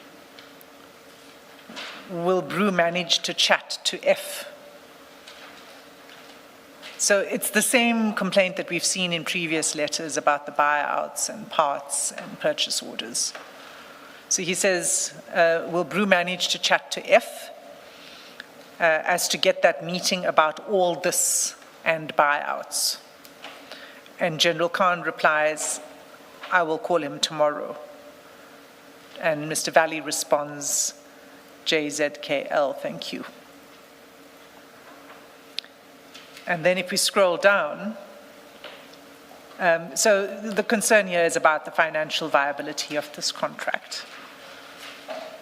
Clearly, they're not happy with what they're getting out of it.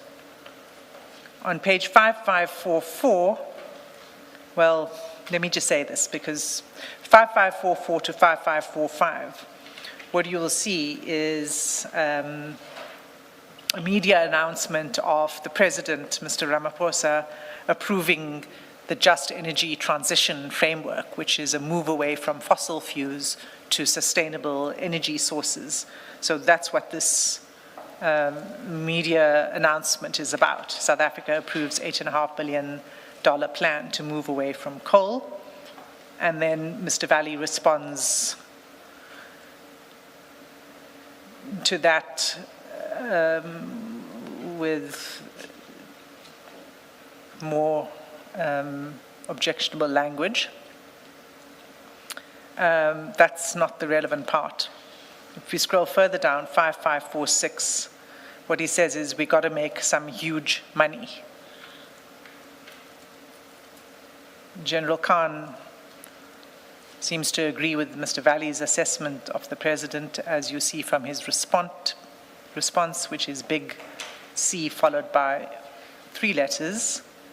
And then Mr. Valley says, inshallah, we land a big one, Brew. You will see. And General Khan responds, inshallah.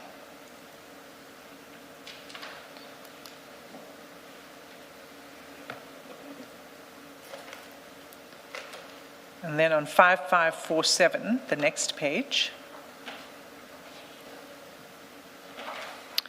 on the 13th of July 22, Mr. Valley says, can Brew push to meet F?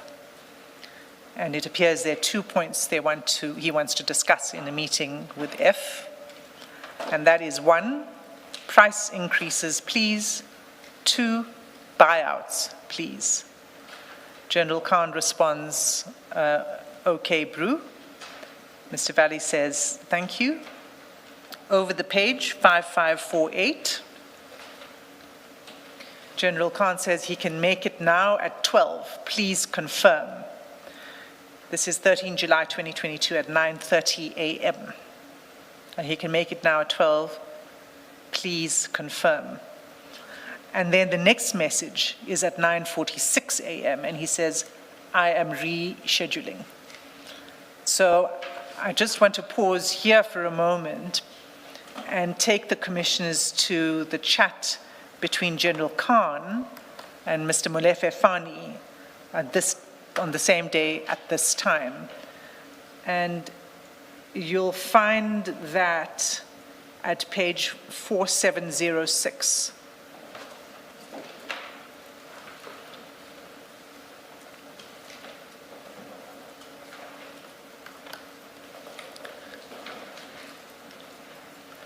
That'll be the volume 1 that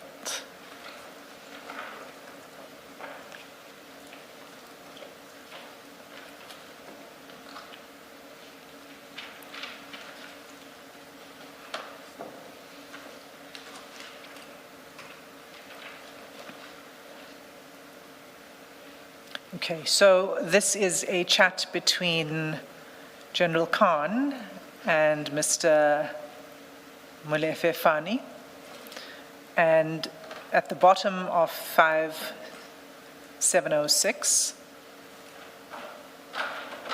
well, let's just read the whole thing. It starts off, good morning, sir. It's 13 July 2022.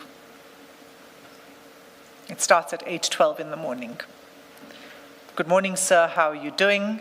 When can you make time to meet with us? That's General Khan. And then you see Mr. Fani responds at 8:35 a.m. Are you available now at 12? I can come through. I must give other feedback. I'm well nonetheless. General Khan says, I am not around. Do you mind meeting with Ismail? Mr. Molefe says, Mr. Fani says, I don't mind. Will you be available later? He says, General Khan says, yes, I can do after 4.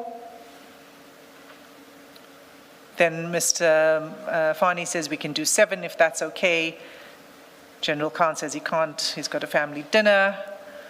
Mr. Fani responds saying, now it's 9:20 a.m., it's impossible earlier.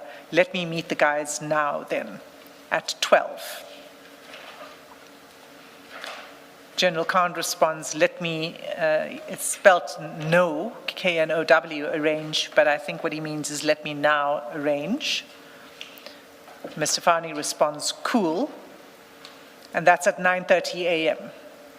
on the 13th of July. And you'll recall from the earlier chat we were looking at, he was trying to engage Mr. Valley to say, can we meet at 12? At 9:46, he says to Mr. Fani, let's reschedule. Ish is not answering now. Sorry about that. And Mr. Fani says, no problem.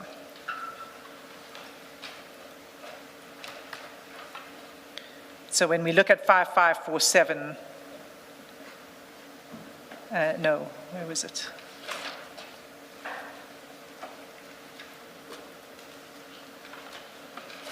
Yes, 5548. At 9:46, he says to Mr. Valley, I am rescheduling. So basically, he's already rescheduled on the other chat with Mr. Fani. He comes back and he says, I am rescheduling. So again, as we saw with the other tender that I was dealing with on Friday, there's now direct communication between General Khan and Molefe Fani.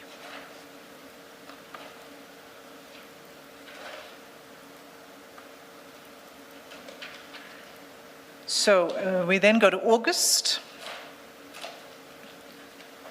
5556.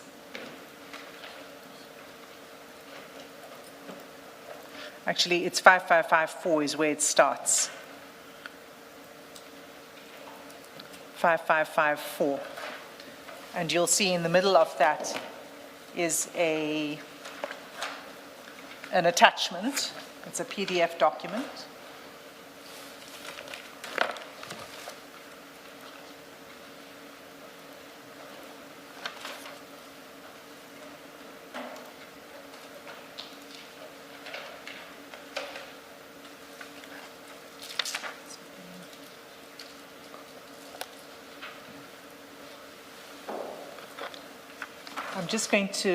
We're just going to flight it, Chair, because it's not in the annexures document. It's not in the annexures bundle.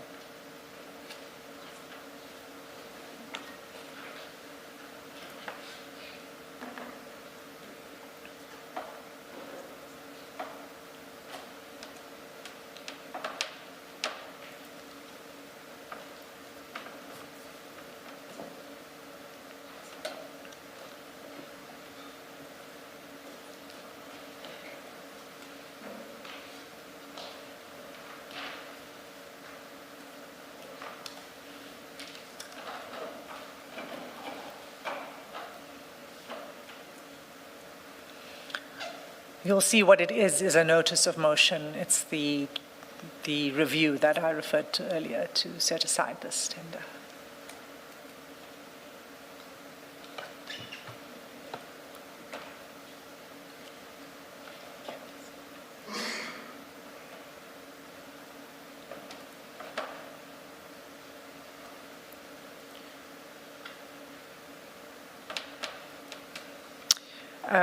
Chair, maybe I'll just move on and I can come back to it once we find it.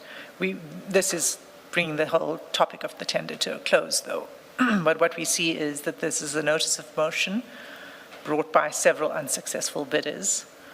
Mr. Valley sends General Khan a screenshot of the notice of motion, which refers to affidavits, but he doesn't attach the affidavits that underpin the notice of motion. General Khan then responds, this is, by the way, 4th of August 2022. He says, do you have the affidavits he's referring to? Mr. Valley says, no, Brew. And then on 5555, he says, I'll get it, Brew, on it. It's this normal bull SHIT behavior, when guys lose. And then General Khan says, what did AHK get awarded? AHK, we've heard of before, they were not a successful tenderer here in this contract, but they were one of the applicants in this review application. So Mr. Valley responds immediately to that to say, no, Marf, it's Keegan's Jamie's partnering with AHK and DAR. Those three are all taking this on. So those are three different companies that had separately tendered for this contract. And he said these three are all taking this on. And then General Khan responds, big C, followed by 4 letters.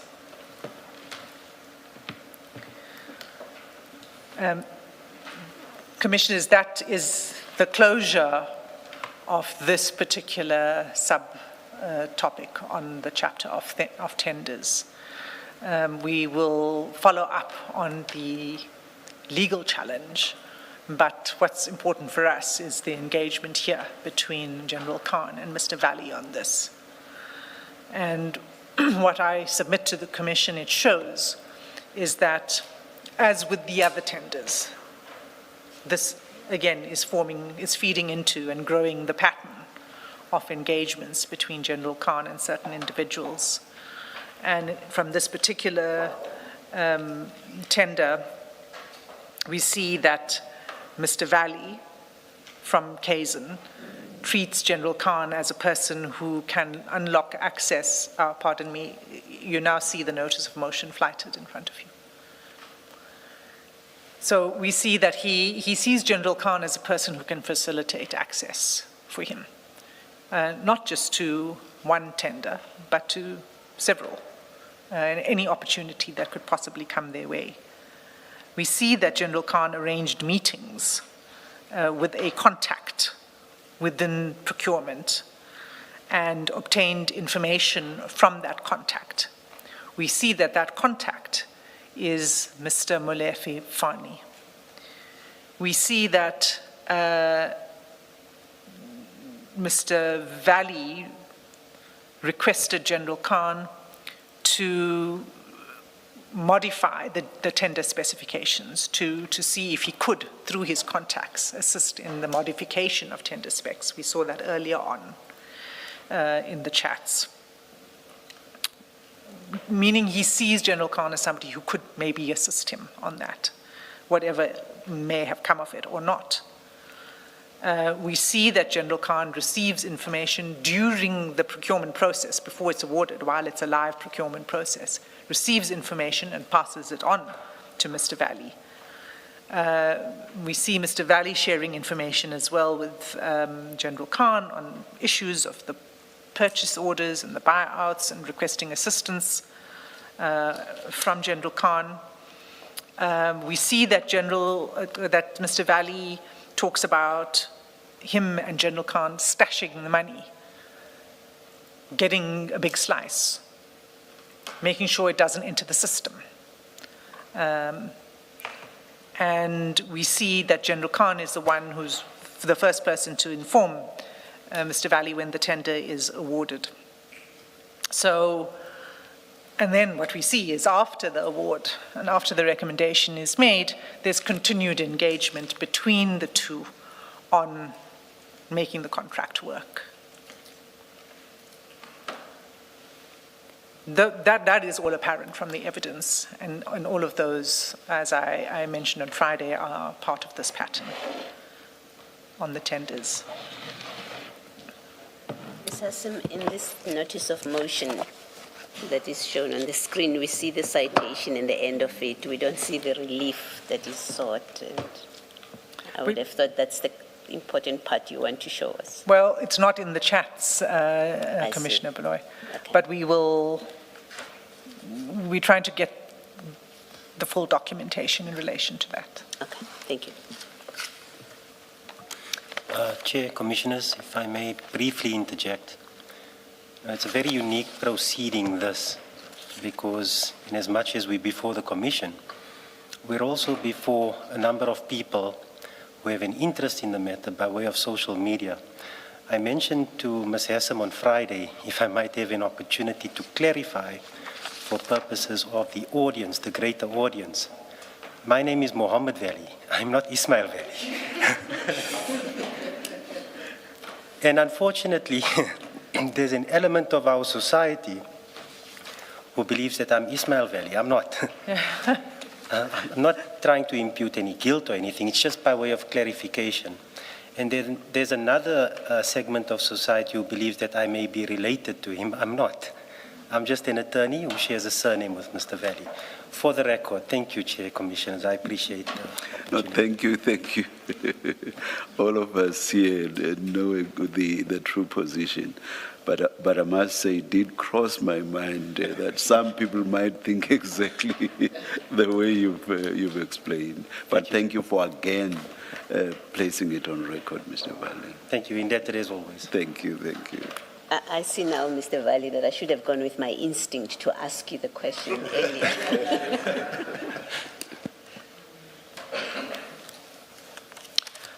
So, Commissioners, I'm going to leave that topic and turn to a new chapter, and it shouldn't take us too long. It's a small section, and it deals with a person named, the Commission is very familiar with this person, Ms. Imogen Mashazi. And for that,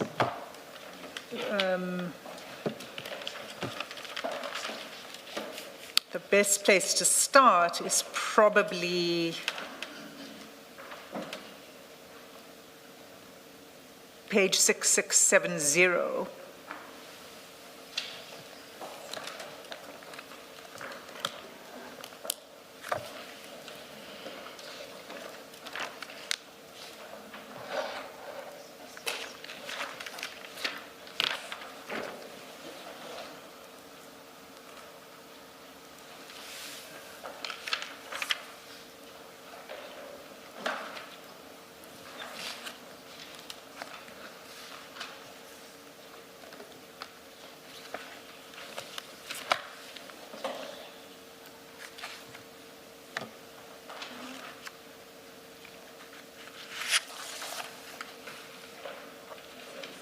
Six? 6670, Commissioner Beloy. I mean, we'll need to flight it for you if it's not there. And the reason it's not in your bundle is actually, as I'm about to show you, the images are blurred.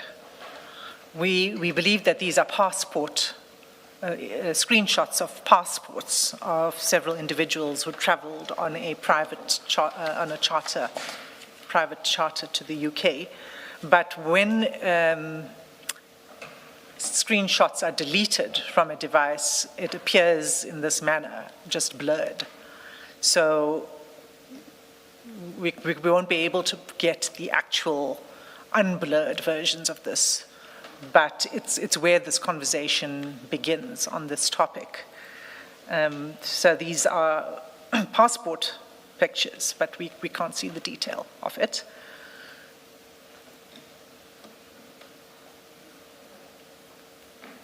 At the bottom, and how we know this is from the attachments that follow. And this is the chat that is between Mr. Mo Sayed and General Khan. And you'll see that there are from 6675 to 6676, there are several attachments. And those are what's called an entry form. And those forms are in your bundle marked annexes to WhatsApp chats, and it begins on page 23.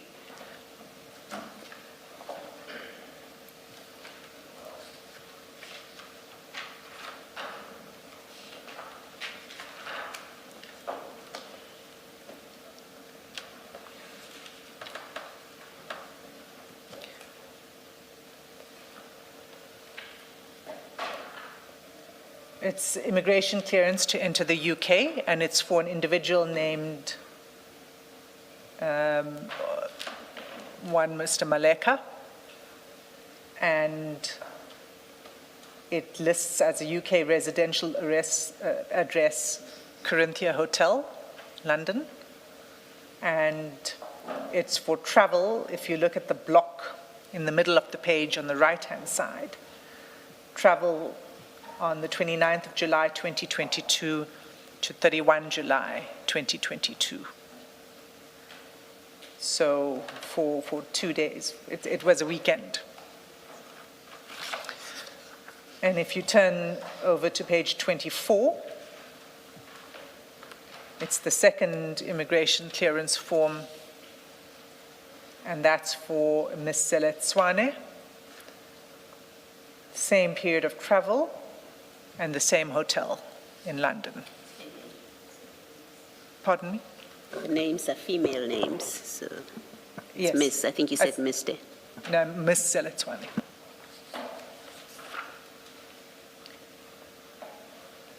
And on page 25 is the third immigration form. It's for a Mr.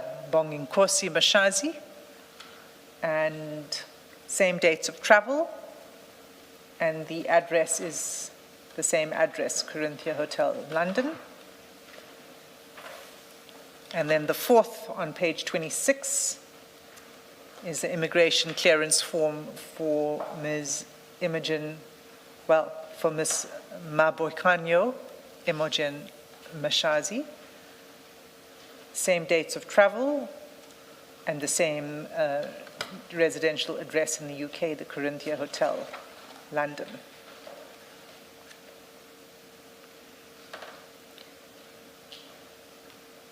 And then what you see on the page 27 is the certificate for a copy of the authority, the Executive Charter Certificate, the authority from the Civil Aviation Authority. It's a license, basically, to execute aviation that will be operating that flight.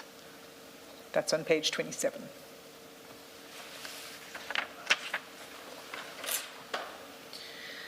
What is not in the chats, but which we obtained separately, is a payment from Onyx Aviation, not a payment, pardon me, an invoice from Onyx Aviation to a company called ZIG Revenue Management.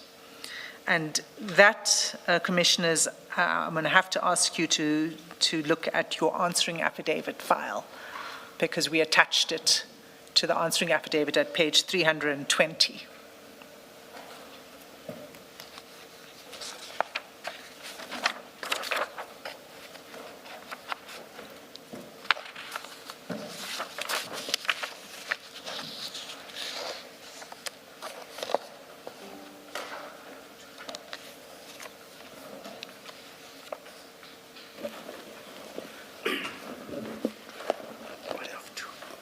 Page?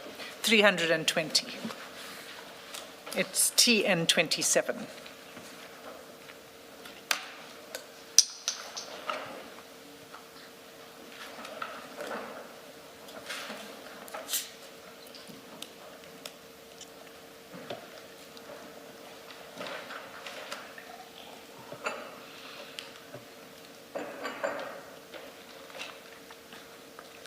And you'll see it's an invoice by Onyx Aviation that is issued to ZIG Revenue Management in the amount of 3.35 million. But also what's important from this document is what is the description on the invoice, and it refers to a charter fee, and the dates of travel are 28 July 2022 to 31 July 2022. And the routing is there, Lanseria via Accra to Farnborough, and the return Farnborough, Accra, Lanseria. And Farnborough would be Farnborough Airport in the UK.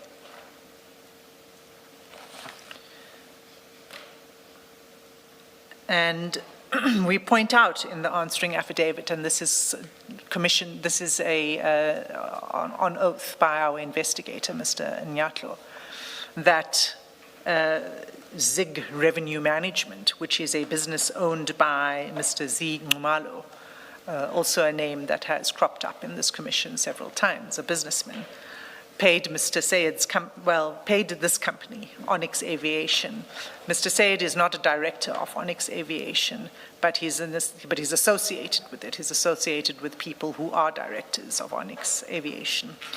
And Mr. Ngumalo paid Onyx Aviation to fly Ms. Mashazi, her husband, and her friends to London for a weekend in July 2022.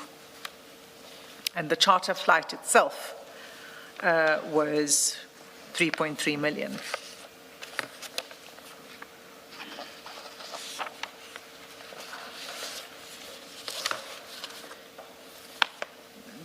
Commissioners, what I want to say about this, I think there's several points to be made about this body of evidence.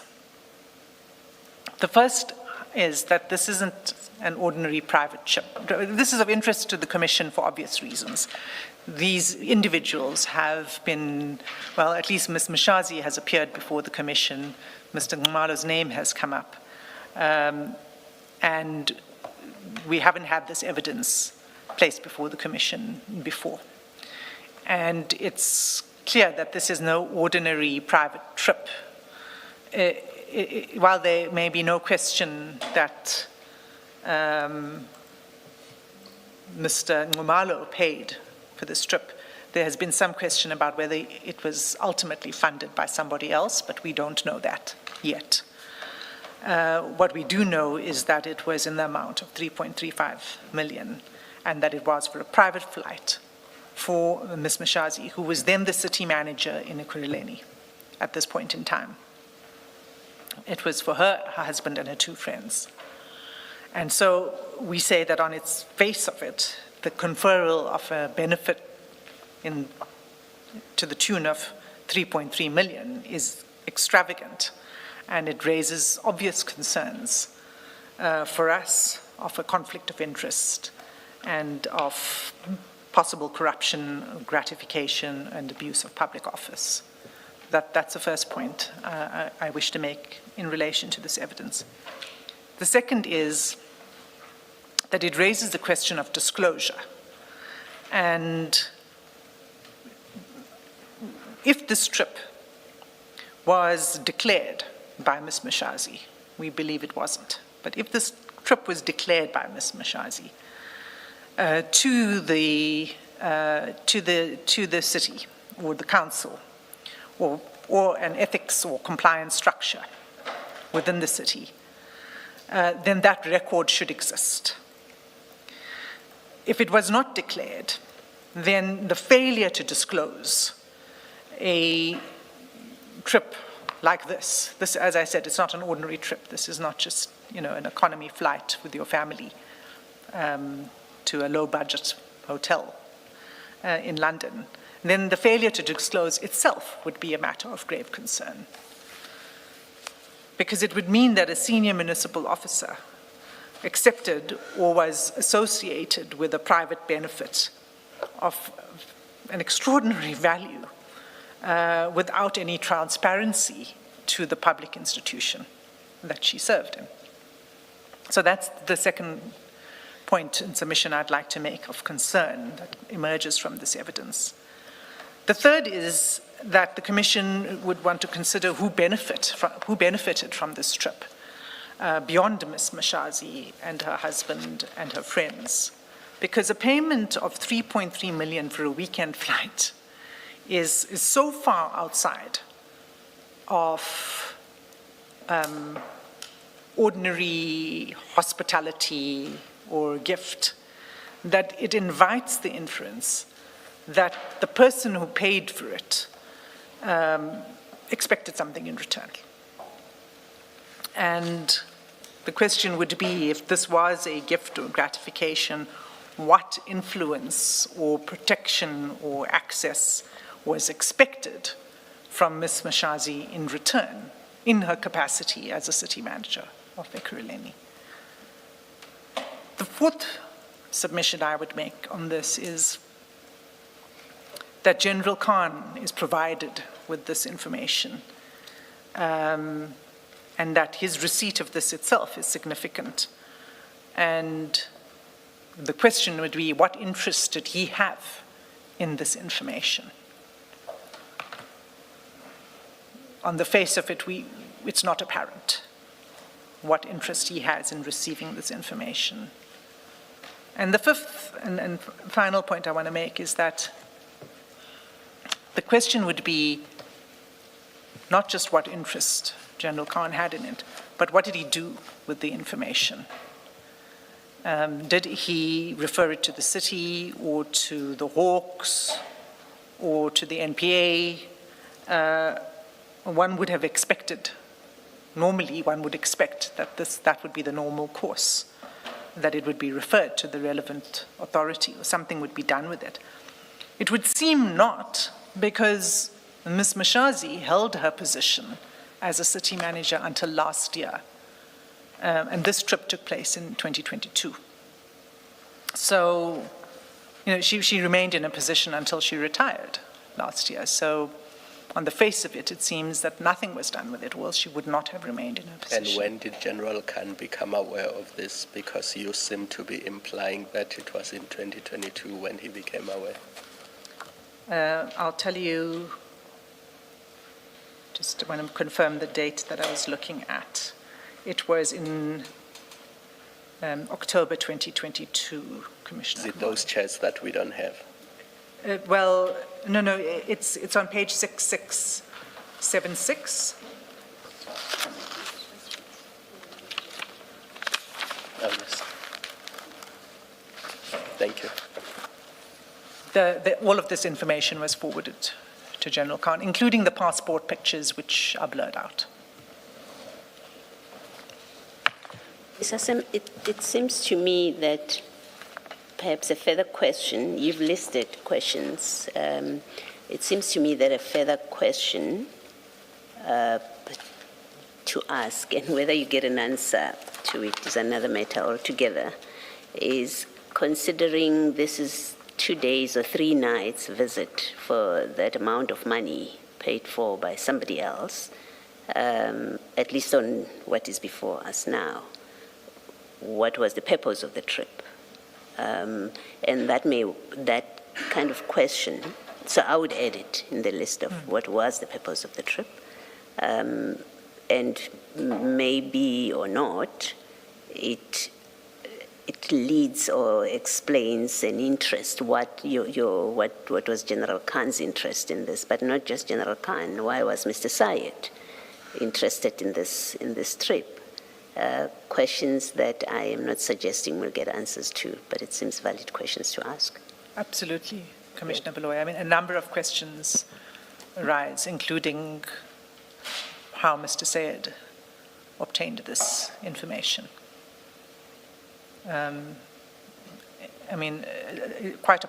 We know of his relationship with Onyx Aviation, etc., and so it's not so surprising that he had the information on the immigration forms and the executive license, but the passports, I suppose it would have been all part of that bundle. But we don't know the background to it. And I'm in agreement with you, Commissioner Beloy, that would be another question. So those are my submissions on this Mashazi chapter. A different question on that. How do you connect the invoice to this trip as per immigration documents? I don't know if you understand what I'm saying. So you've got the passports and you've got the immigration clearance documents, and then you've got the invoice, and you say that this invoice was payment for this trip. Where do we see that connection? It's in the description. So the charter.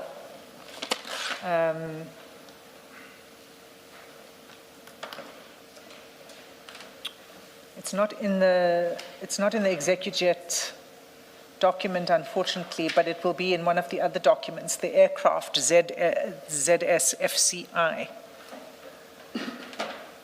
Oh, it is in the operator aircraft. Sorry, Commissioner Beloy, on page 27. It is there. Paragraph 2, operator aircraft, operating aircraft registration ZSFCI.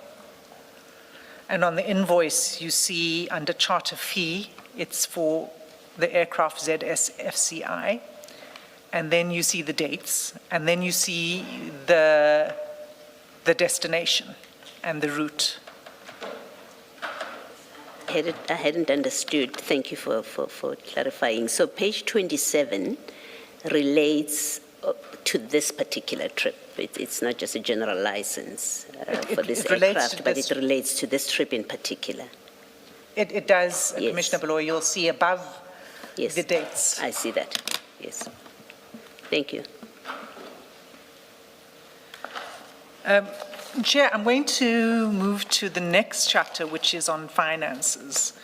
It's 3 minutes to 1. I can begin, or we could break. Let's adjourn and resume at 2 p.m.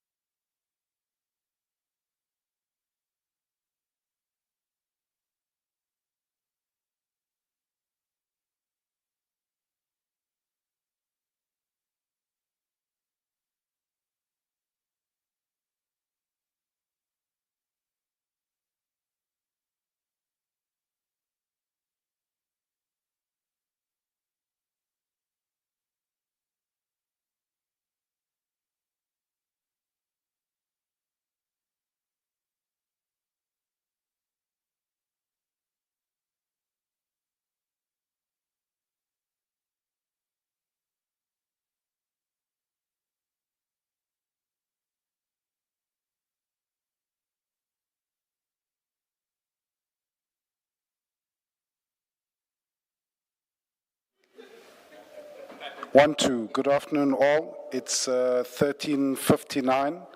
We are ready to resume proceedings. Please make sure that your devices are quiet. Thank you.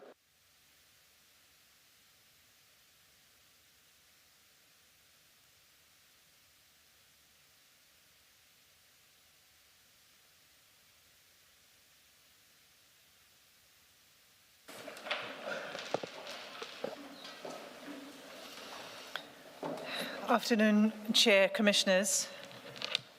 This is the last topic from me for today, and it's the chapter on finances, gifts, and lifestyle. And I'd like to begin with What do we put away?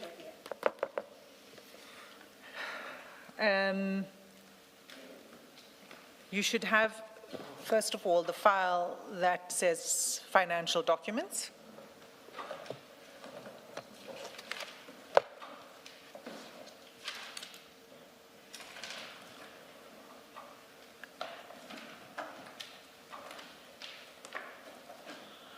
And then the two files on the chats.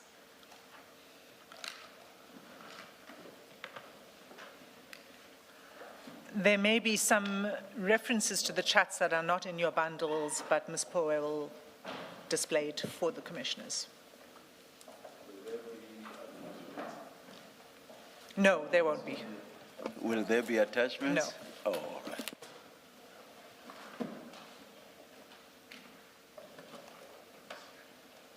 So you want us to have financial documents And and then those two files two- that we were working off?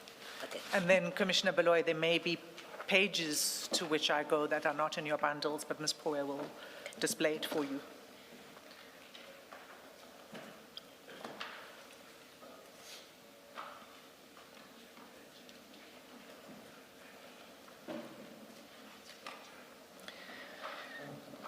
So I'll begin, Commissioners, with the theme of the finances, gifts, and lifestyle as it emerges from the chats. And I'll just point out that I go there only because it's relevant insofar as it bears upon whether General Khan benefited financially from his relationship, some of the relationships we've already seen from tender syndicates or misuse of his SAPS position. That's the only purpose for us to look at this. It's not a gratuitous inquiry into his private life. And even in that regard, I won't go to every aspect of the chats where we see evidence of lifestyle and wealth. It's really to give a sense to the commissioners of what we're looking at. So I'll begin with page 6497.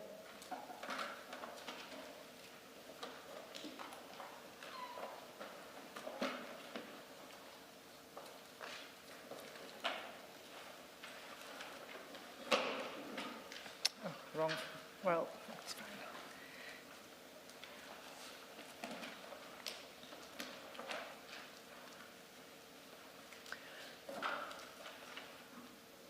And you'll see on that page several pictures of a farm. Well, there's a picture of a farm with cows on the farm. 6497. Sorry, 6499. Yes. Sorry, 6498. It's over 2 pages. Okay. 6498 and then 6499.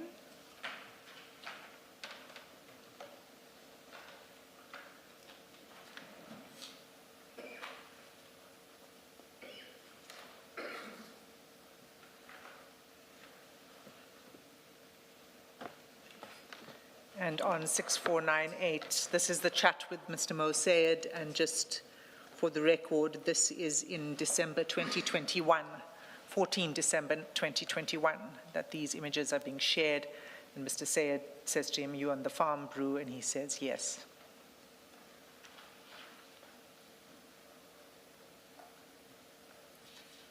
And then if you look at page 4962,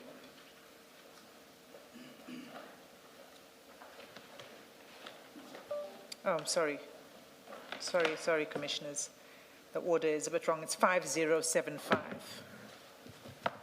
5075.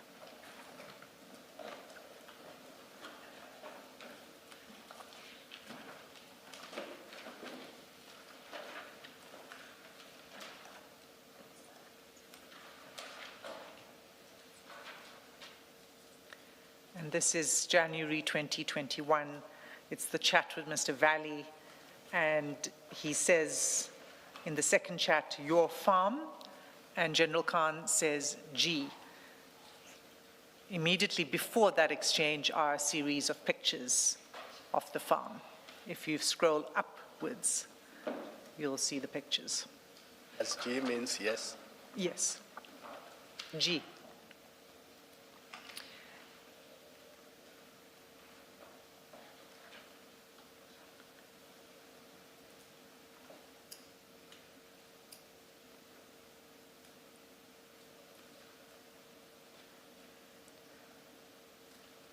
Then we can go to page 4962.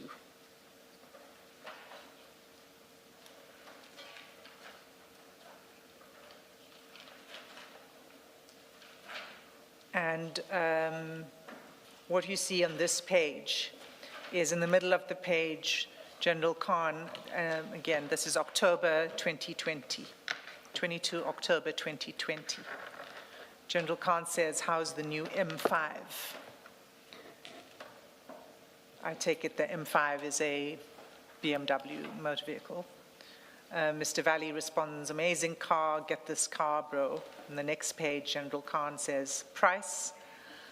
And Mr. Valley says, I paid for this 2.3 with carbon ceramics. If you don't push spec, I'll get for you at 2.1. And then General Khan says, a bit heavy for me. I'm building my house at the moment, all extra cash going to the project. And then Mr. Valley says, George, and General Khan says, yes. So again, this is a reference to George in the Western Cape. This is in 2020, October 2020. And if you look, staying on the house, if you look at page 6075, oh dear. Oh dear.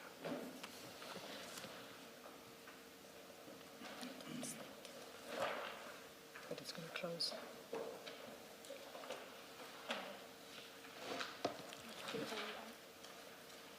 Don't know. 6075. Can I use yours?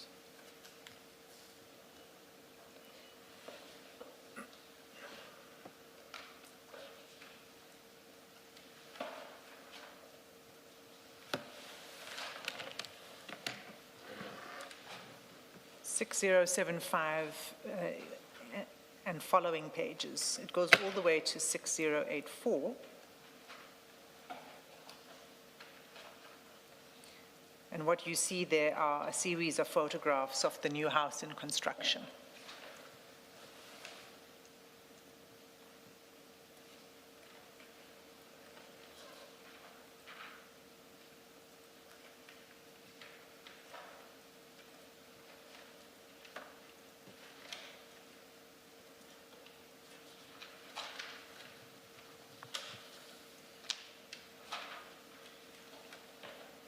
I think I've opened it again.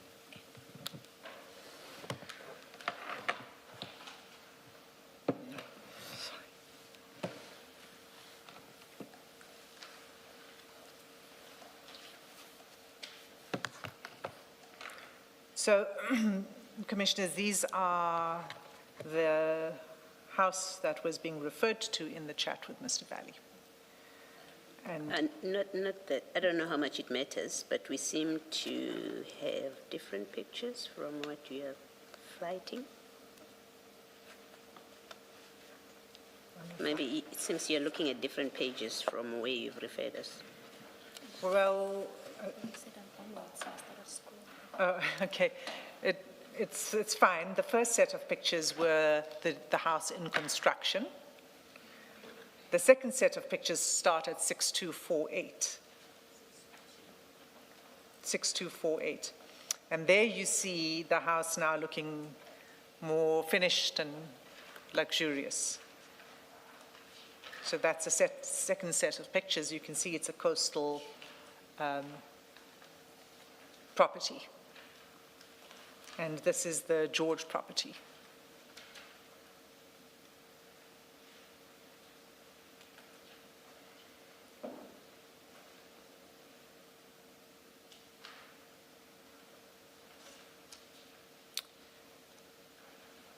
Do we need to show all of them?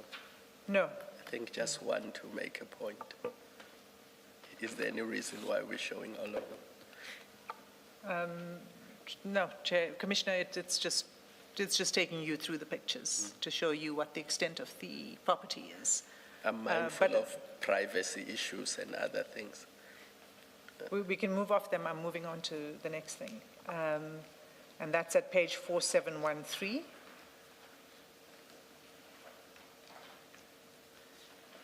And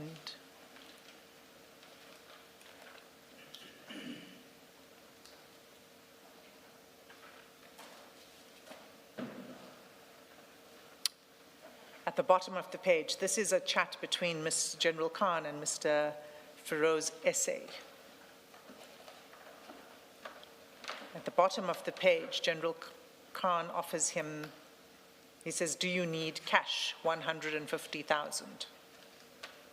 On 4714, Mr. Essay says, Salam will take it. General Khan says, I will send it with Uzi. You can EFT for me on the 28th. Mr. Essay says, no problem, send details. And General Khan says, can I drop it off with you at home now? I'm leaving for Durban now. And then Mr. Essay says, I'm in Kempton Park, but leave it with someone else. And then 5715, he says, send me details when you get it. And then you see the account information General Khan sends to Mr. Essay, presumably for the EFT. Immediately following that, Mr. Essay says, need name of account. And then there's a phone call. And then Mr. General Khan gives him the name of the account. And that name that you see there is not General Khan, but his minor son. That's the name on the account.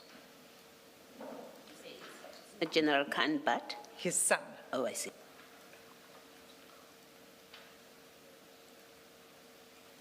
Still staying in the same chat with Mr. Essay at page 4725. In fact, it starts at 4724.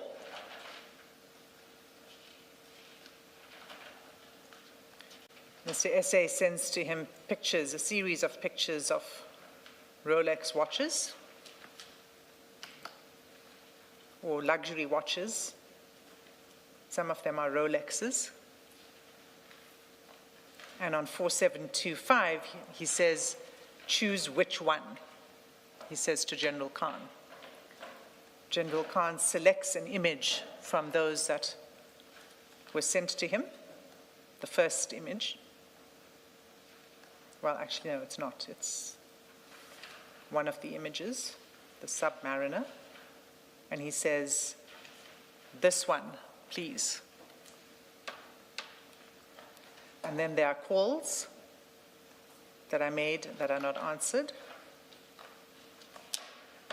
And that's the end of that chat.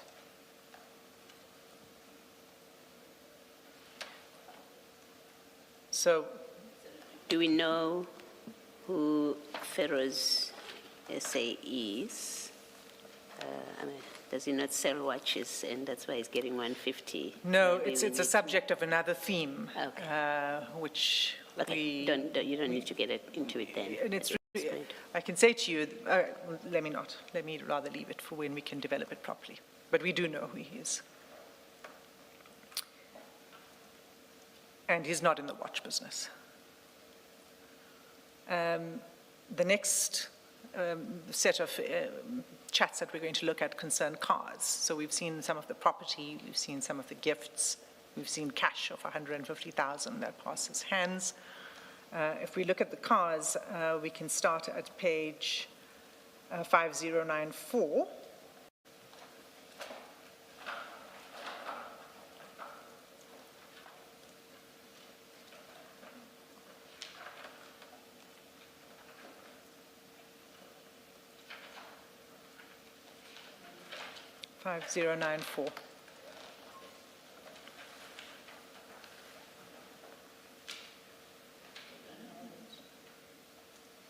We'll display it for you, Commissioners. This is on February 12th, 2021, where General Khan says to Mr. Valley, bro, work out a special price on the V8 M3 for me. And Mr. Valley says, okay. And if I could just ask the commissioners to make a mental note of these dates as we go through this. So this was February 2021. And if you look at page 5106, at the top of that page, Mr. Valley says, this is now 25 February 2021. You fetching M3 or must I bring? And General Khan responds, wassalam, I will fetch it, JZK. Thank you. And then Mr. Valley responds, okay, thank you. This is a different vehicle from the V6 that we just looked at now, or is it the same? I think it's the same. Okay. The V8. Thank you.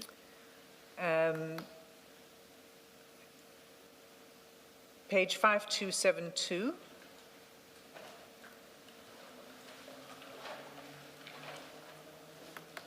You see on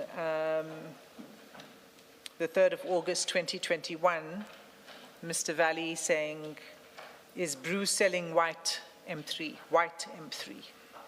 And that's another page that we don't have, right? can you display it, please? Do you see it on your screens, Commissioners? Page 5272, the second one. Is Bruce selling white M3?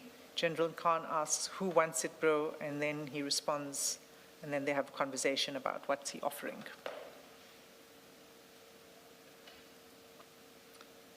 And then page 5336.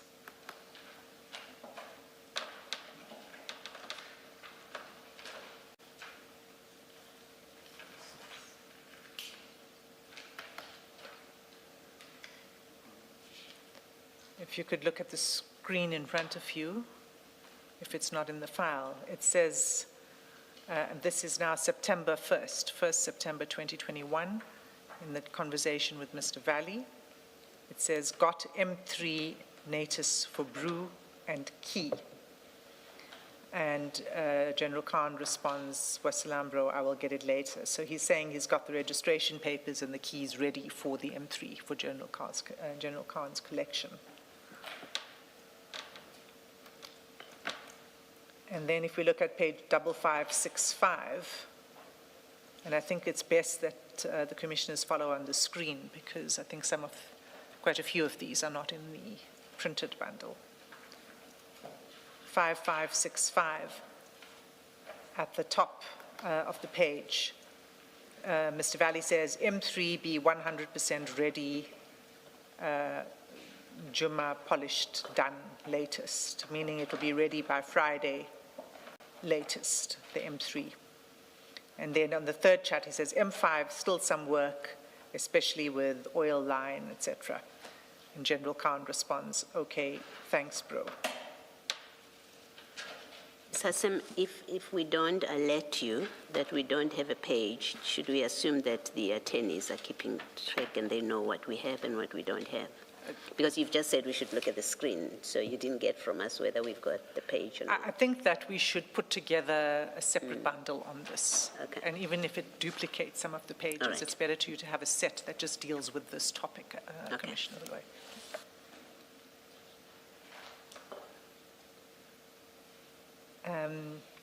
So these chats on these vehicles, this BMW is now August 2022, the M3s.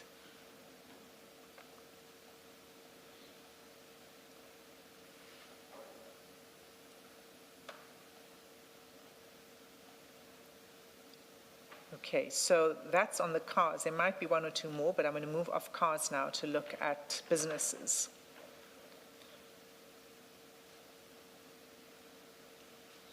If we start at 5260, this is in July 2021.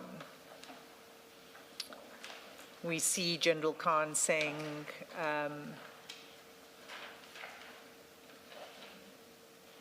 I'm not ready now, got to replenish 10 bar stock, 10 bar stock in the 4 shops.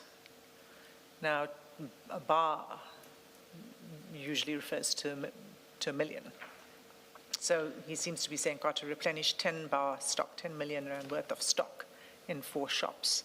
So we know there are at least 4 shops.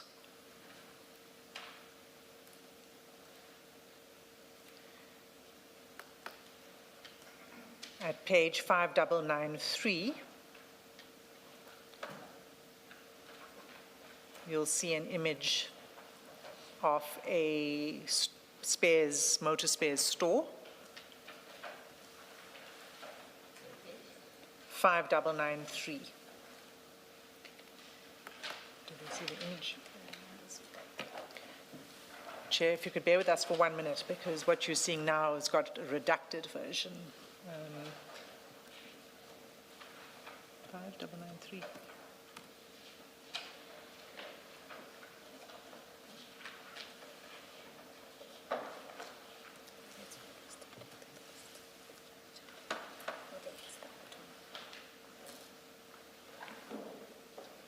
But let me just see it.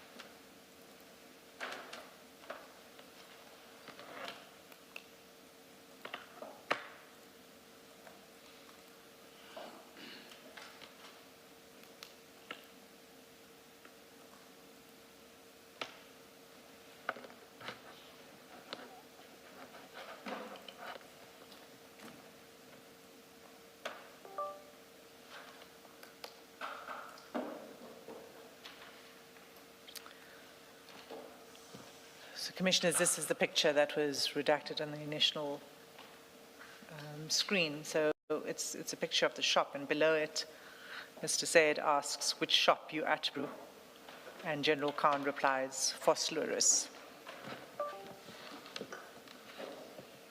And the date is June 2021, 16 June 2021.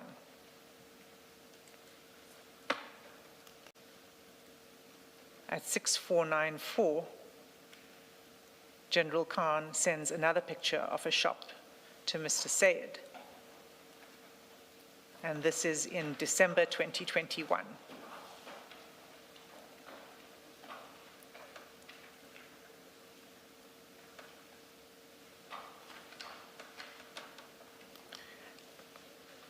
they able to punch in the numbers?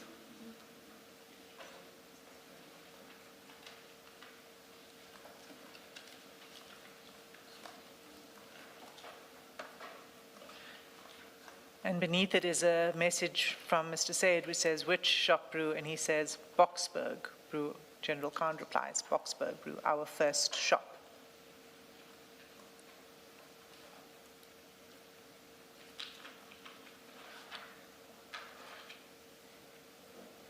And then if we look at page 928, again, I would suggest, Commissioners, you look at the screen. Sorry, page? 928.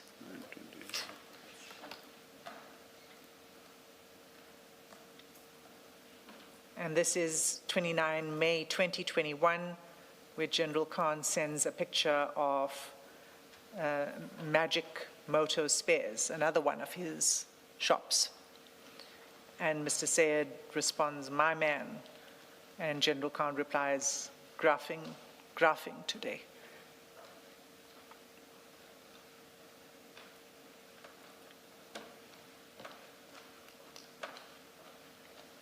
And then if we look at page 1205, and this is 19 June 2021, and it's another image of his store, Magic Motor Spares. And Mr. Sayed says, my man, so proud of you.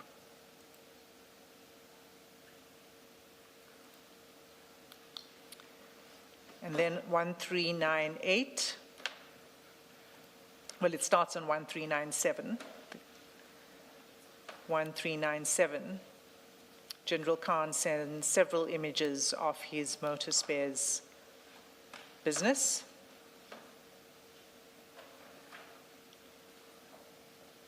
And if you scroll down to 1399,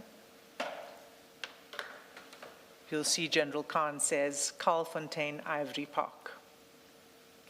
So this is his Ivory Park store.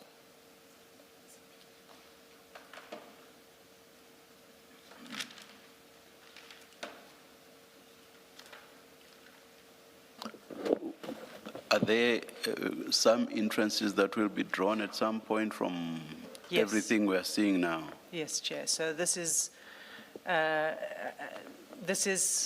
the evidence that emerges from the chats of the businesses, of the cars, the houses, and it's important that I take the Commission through all of this, including the reference to the dates, before we look at the financial disclosure forms. Okay.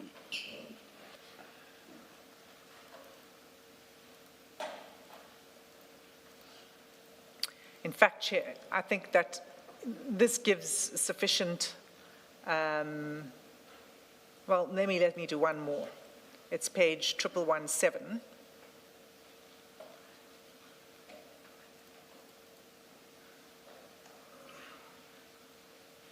And Mr. Sayed sends General Khan a picture of a 911 turbo Porsche. And on 1118, he says, remember your old car, brew. And General Khan says, the identical one, bro. I still remember it clearly. Now, Commissioners, there is a lot of this type of, information that is shared. These are not the only vehicles. There are other vehicles. There are videos of other vehicles. But this gives you a sense of what is being shared on these chats. But to save time, I'm not going to go through every single one of those. These images are shared with several people across General Khan's conversations. So with that information in mind, which concerned, as I said, gifts, cash, property, cars, and the businesses, I'd like to turn to the financial disclosure forms. So we have the financial disclosure forms for General Khan for 5 years. They begin in 2021 to 2022. You may close we will not return to the chats.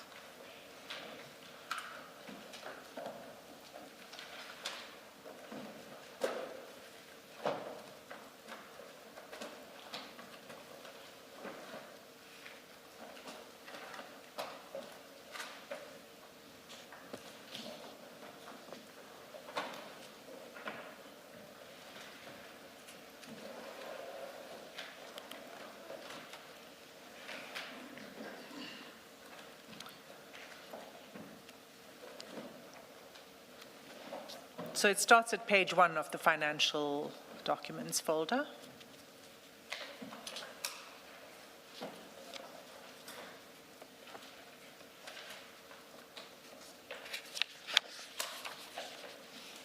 And the first form is for the financial year 2021 to 2022.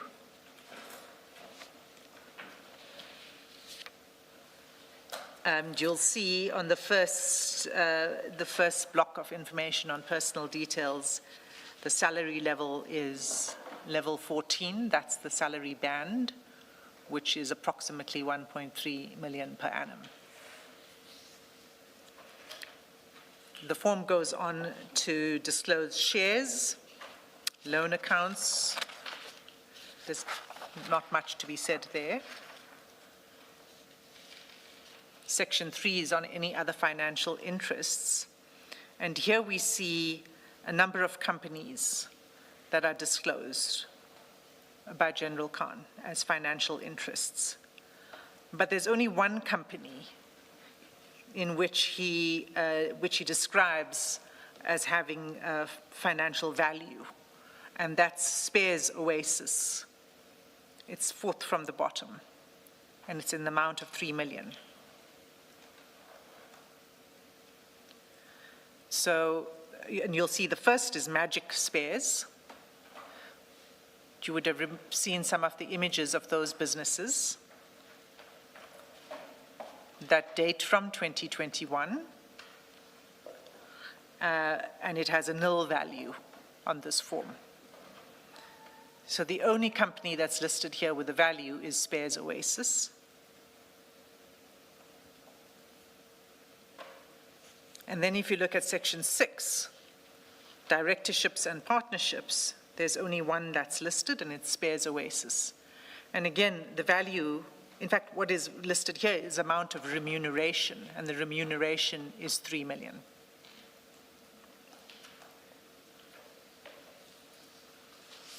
And in section 7, which is where you should disclose other remunerative work outside of employment, again, General Khan discloses Spares Oasis, and he says the amount of remuneration, his own remuneration this is 3 million.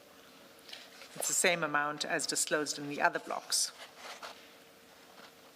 This is for the year 2021 to 2022. 2020 to 2021. In the shareholding, section 3, is it not supposed to state the percentage? Because the way it's recorded there does not make sense. There's several issues with it, Commissioner Kamala. The first is, you'll see the way he folds it in, it's interchangeable, shareholding and member. He's in fact a director of all of these companies. But he doesn't disclose that what his particular... What his interest is. What his interest is. And he doesn't disclose the amount of the interest. So what percentage of it he has an interest in is not disclosed. And then the third thing is that the only one that has any value listed is Spares Oasis, and none of the others.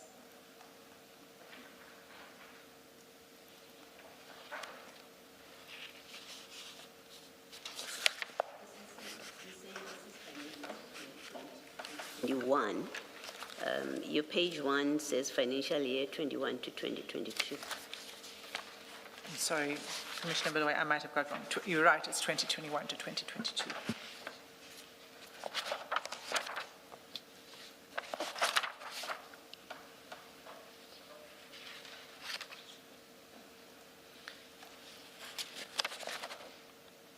If we look at page 9, pardon me, page 3, section 9, sponsorships is not applicable, gifts not applicable, immovable property, one immovable property is listed. Page 3.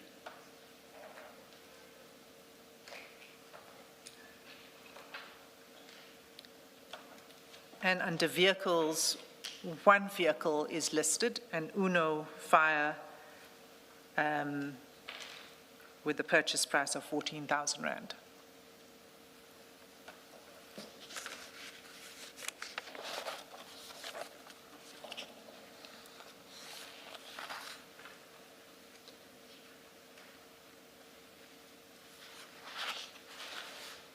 But what we've seen from the chats is that there are more vehicles, and we have reason to believe more immovable property that's just not disclosed on this form.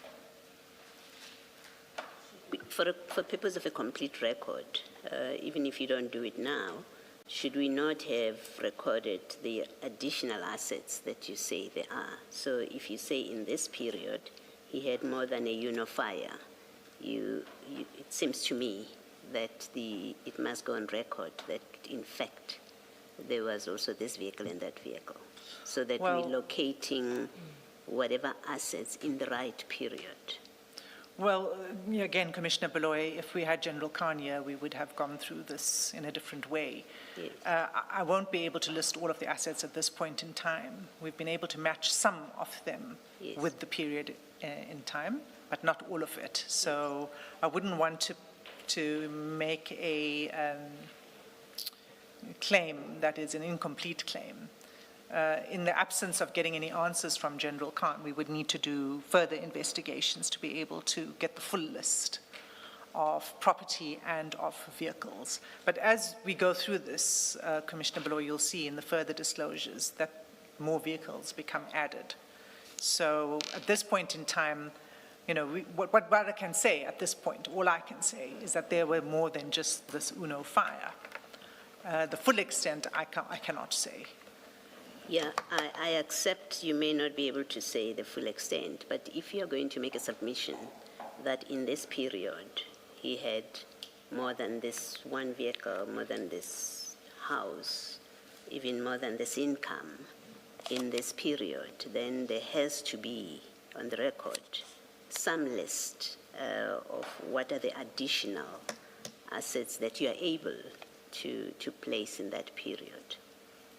Because as matters stand, if we're going to end at one, because this is what this form says, and that's all we've got, I can see how we get constrained, Yes. saying in that period he had 5 vehicles. Yes. So I must also add, Commissioner Beloy, that this is not going to be the end of our discussion on the finances, because we do need to have, for example, what's in this folder of yours, of the spreadsheets, is something I'm not going to get to. We're going to be returning to the issue of the finances. That's fine. So That gives me comfort. yes. So this is to get us sort of started, for example, and to place the financial disclosures before the Commission. And that's as far as I'm going to be able to go today on this. But this is not the end of the evidence, obviously. This at least provides a backdrop for the commissioners to know what it is that goes into disclosure forms. Thank you. And the purpose of going through the chats is to show, well, there is more there, and we're going to have to come to it. But it's not in the absence of having some context that I'm going through these forms. Thank you. So that's 21 to 22 that we first went through. Before you go to the next year, I may have missed it if you've said it, that this is financial disclosure to whom, for what purpose? These are financial disclosure forms that are, it's an HR requirement, it's a regulatory requirement that senior management, members of senior management disclose their financial position. And it's precisely for the purpose of managing conflicts of interest and addressing issues of corruption. That's the whole reason these forms exist. I mean, the government doesn't have an interest in your private life, except to the extent that it needs to manage conflicts of interest and corruption. These are the forms that are SAPS forms that are filled in by all senior management. Okay. It might be helpful, I'm still at page 3, right at the bottom, it seems to tell us, this is in terms of chapter 3 of the Public Service Regulations. So it's a statutorily required It is a statutory requirement. disclosure. And again, Commissioner Beloy, we're going to have to return to this topic. It's an important topic of financial disclosures, and it needs to be addressed in the context of the regulatory framework. And we intend to call a witness, in fact, to address that more fully. Thank you. So that's the first year.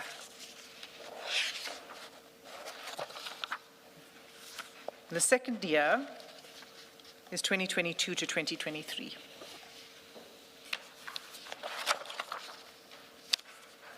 I'm going to move more quickly through it, unless the commissioners have a question. But again, I want to point out several things. On page 5, in section 3, we have the same disclosure. It's 3 million for Spares Oasis as a financial interest, and then 3 million as an income. But it can't be both. Either you're earning 3 million, or the value of the asset of the company is 3 million. Either way, something is not being disclosed. On page 6, again, we have the amount of remuneration as 3 million for Spares Oasis. Under section 11, we have the same description for the immovable property, and we have as a vehicle the Uno Fire in section 12. So this is for the year 22 to 23.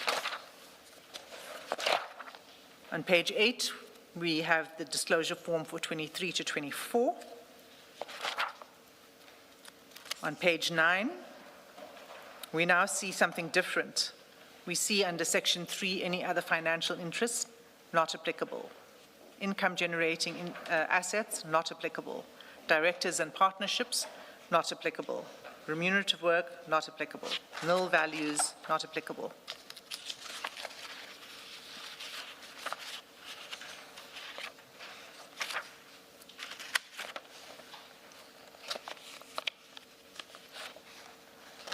That's 23 to 24. Page 10?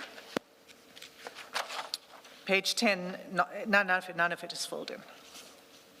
Well, it's filled in as not applicable. Not applicable.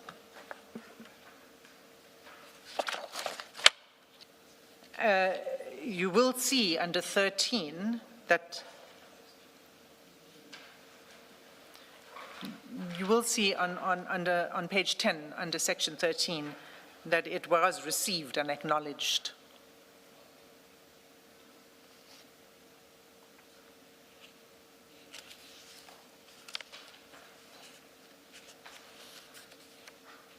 So it's not a form that went nowhere. It did go into the system.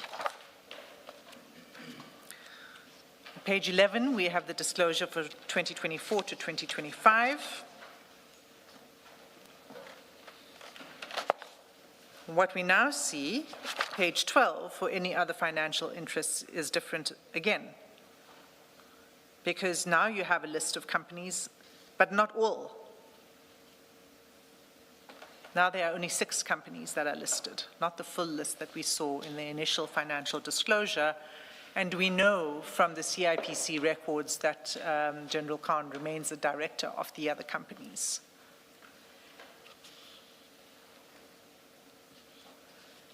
We also see that it's the 3 million again. Sorry, you say he remains a director, not shareholder, not member. You specifically said director of the other companies. Yes, yes. He's listed as a director in all of the companies. So we see the disclosure again. Now this is the year 24 to 25. Financial interests, Spares Oasis is the only one at 3 million. Magic Motor Spares, and again I refer the Commission to the pictures of Magic Motor Spares, the shops, which were clearly in business, but the value that's reflected here is nil. It's reflected as nil under the financial interest, which would be the asset value of the company. But under other remunerative work, it's not listed at all, Magic Motor Spares. The only one that's listed is Spares Oasis, and again, it's listed as 3 million.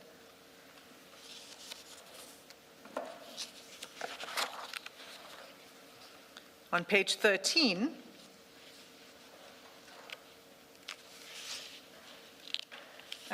for immovable property, it's the same property. The information, on page 14, stays the same for 3 years. Pardon me. Sorry? In the section 11, immovable property, that information does not change for 3 years, those entries there.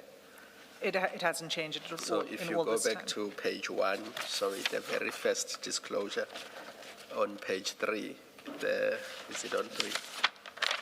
That information remains the same throughout, and that's now over 4 years.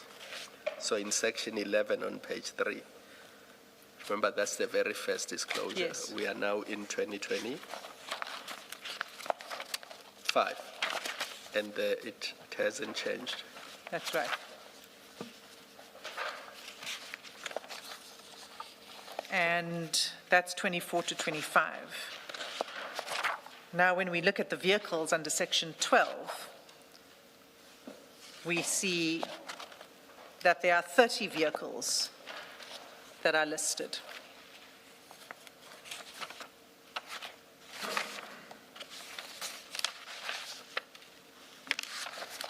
So recall, Commissioners, in the year prior, immediately prior to this, there were no vehicles listed. And in the year immediately prior to that one, there was only one vehicle listed. In this year, there are 30 vehicles that are listed, including the Uno fire, but many more.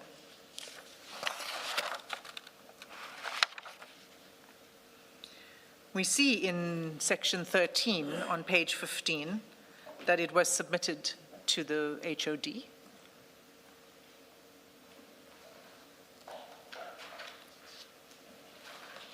And we see there's a column for comments.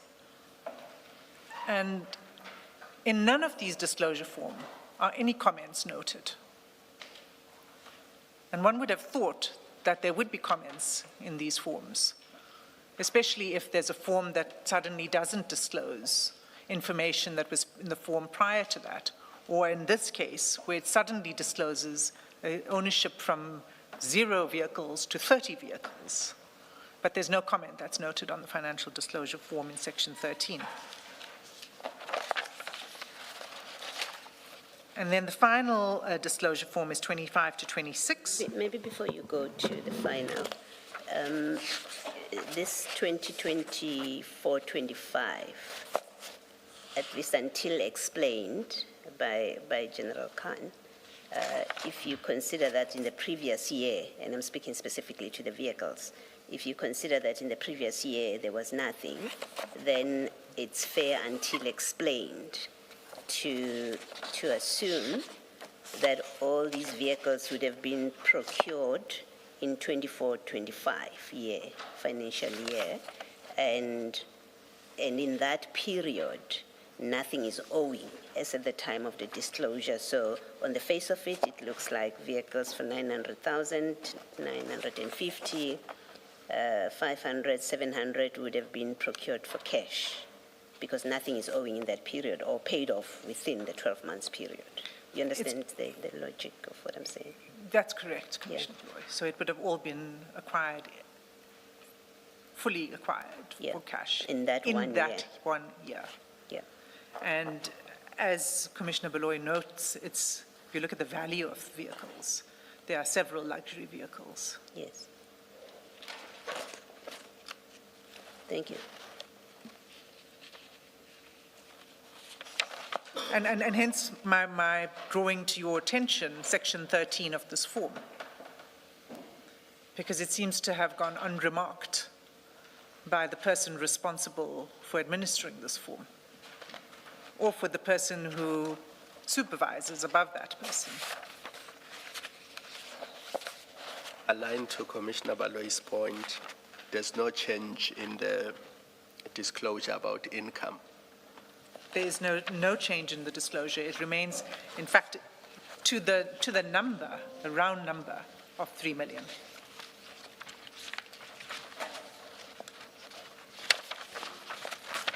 I suspect your answer will be that the witness that you're going to call will deal with this, but just let me test this. At page 10, where you've got that comment in the comments box, bulk acknowledgement by PSC official.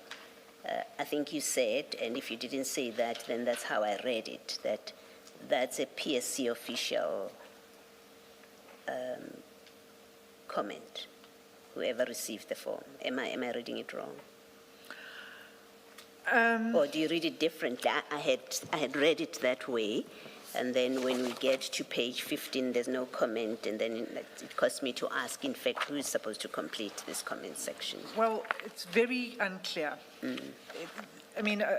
On page 10, it's not clear to me whether it's the official that himself or herself that's annotating this and saying bulk acknowledgement. What is bulk acknowledgement? It seems to me that it might be some other person who says there was a bulk submission of these disclosures and there's a bulk acknowledgement that they've been filed and nothing more. So no scrutiny of the form, merely an acknowledgement that it's being filed.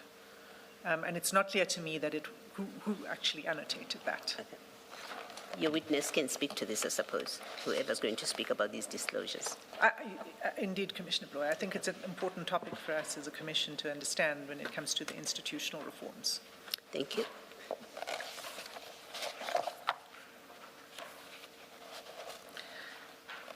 I think I was on the last form, which is 25 to 26.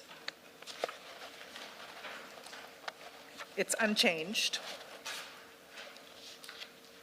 in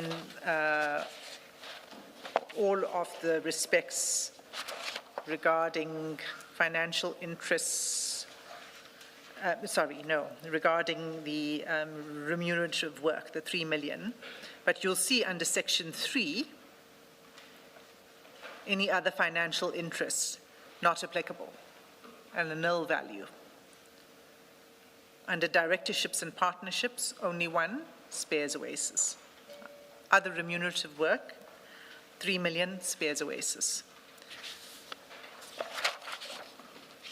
Under immovable property, it remains the same. Under section 12, vehicles, it's now not 30 vehicles, but 22. And then we see in section, yes. 2020. 2020, 21. Oh, yeah. Well, yes, it has kept its value, the purchase price. As And I'm going to buy, I see that it has quite some longevity, 2000. But now it's listed as the last vehicle in the list, so maybe it's on its way out, Chair. So it's now 22 and not 30. And in the last, let me say this, it's important because now we've got the section 13, other financial liabilities, and it says nil. To Commissioner Beloy's point earlier. And then section 14, it shows that it was submitted on the 28th of April, 2026. And all it says under status is disclosure submitted by employee. So now we see a different note under status. We don't even know who completed that form, who wrote that in. There's no comments in the comments block.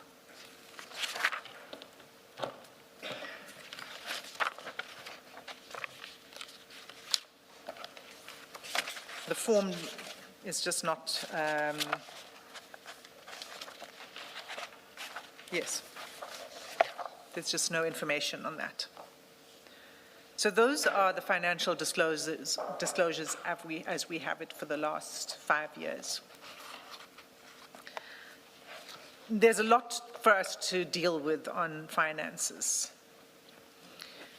For now, Commissioners, what I wish to submit is that the evidence of his lifestyle and financial interests that we pick up through the chats, but also other information which is contained here, but we are still to deal with it. And we have had some engagement with General Khan's legal representatives on the spreadsheet that's in this folder. And we need to check the figures that's in the spreadsheet because there seems that there are discrepancies to be resolved. And that's why we are not going there now before the Commission, because there's no value in putting up information to the Commission that we are not 100% sure of is accurate. So that will be explored at a later date.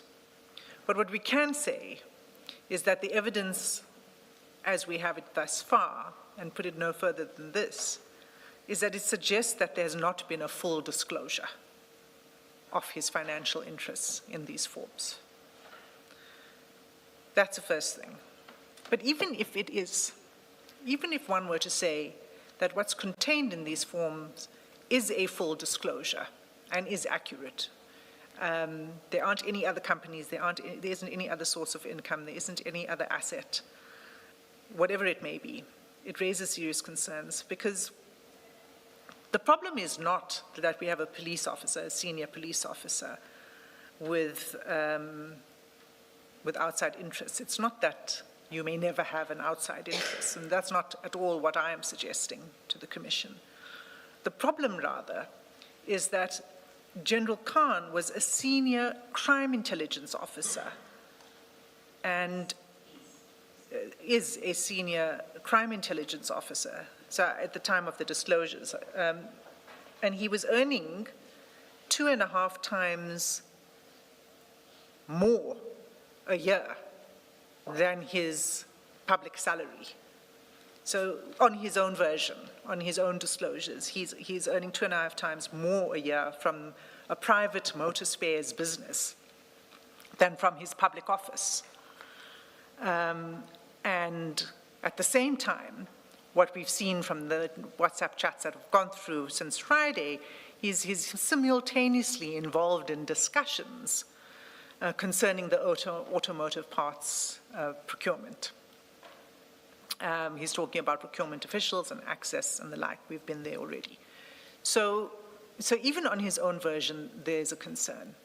It's the amount of income relative to what he earns as a public servant, and then it's the nature of the business. The next concern is that it's not merely a financial interest that comes from it's not just a passive income. At this stage, are we aware of anything more than the 3 million or 3.5 million in terms of income? We have some records, Chair, but I didn't want to go there because we're still clarifying the accuracy of those records. We know that there are many more companies. I'm asking because at this stage, before you are able to talk about income that's more than what we see, let's say objectively, are you able to draw any inferences before you sort out the issues around the spreadsheets? For example, it says the 3 million comes from the Oasis Spares shop. Let me just call it that. I'm not sure of the exact name now. Are we able to say anything to gainsay that at this stage? Well, Chair, yes, we have some evidence. One is in relation to his other business, Magic Motor Spares, which is a running, functioning business. So there's... It doesn't, if somebody has a business, it doesn't necessarily mean that they are making money. But I do know, of course, there may be issues of when did he start running that business? Can he continue running it, for example, for 7 years if he's not making any money out of it? But I'm not sure that at this stage we have that kind of detail.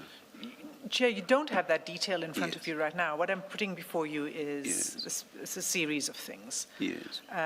And including the other businesses. Now, even if he's not earning an income from it, it has an asset value. And that's not recorded in the disclosure forms. And there are other companies. We don't know the full extent yet of that, which is what we want to come to once we spend a bit more time looking at those spreadsheets,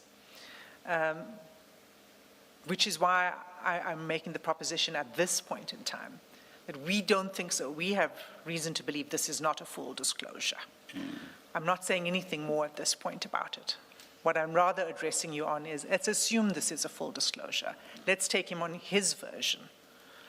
And my submissions to the Commission are, there are nevertheless serious concerns, even on this version, for the reasons I've been setting out, which is one, the fact that it is 2.5 times more than the public, his salary in public office, that it concerns an industry in which he, we've seen, has had engagements with regard to procurement. In fact, you know, it's also a, let me leave it there. I don't want to give evidence on other things. And perhaps I should correct myself for saying what we objectively see in front of us. I should rather have said what we see in front of us, because objectively suggests that we are able for ourselves to see what the position really is in terms of what we see. I should have just said what we see in front of us, and not use objectively.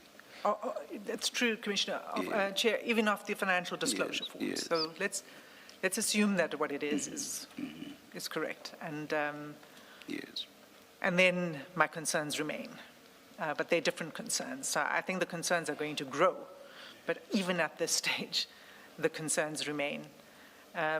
We've also seen that this is not, you know, we've seen from the chats that there's a lot of engagement with the businesses. So this is not in the nature of shareholding in a company where you earn a passive income.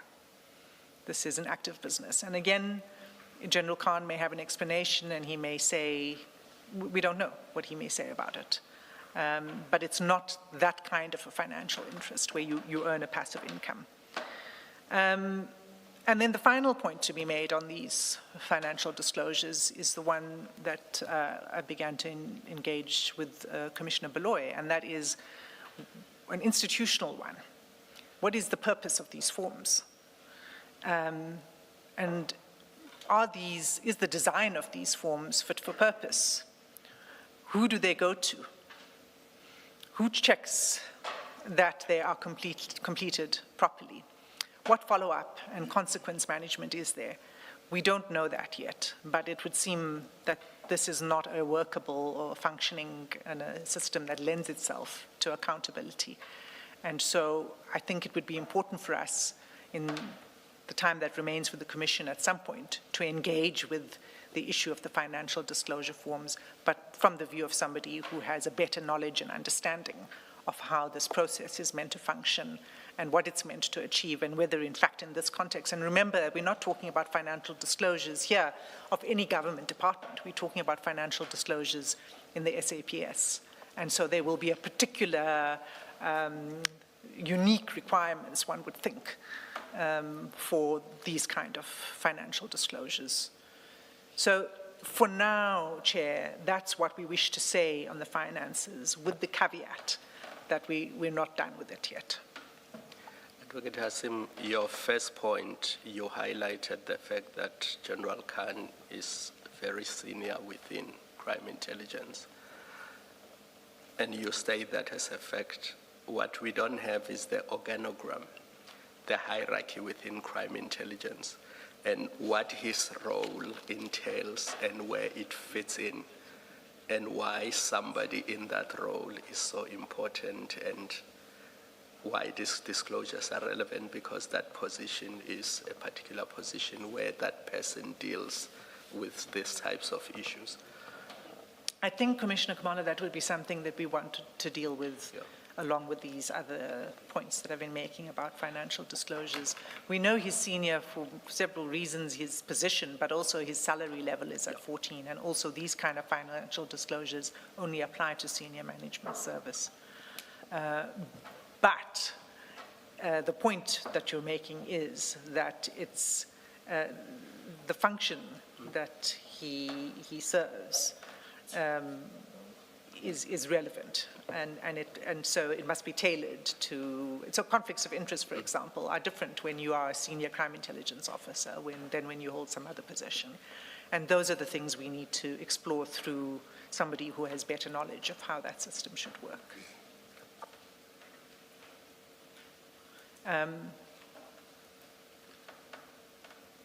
So, Chair, that's for now. That's it from me. I will be back, but the next chapter is going to be presented by Mr. Chaskelson, And I think if we were able to take a short adjournment to allow him to set up, that would be appreciated. Let's adjourn, we'll come back when we are told to. Thank you, Chair.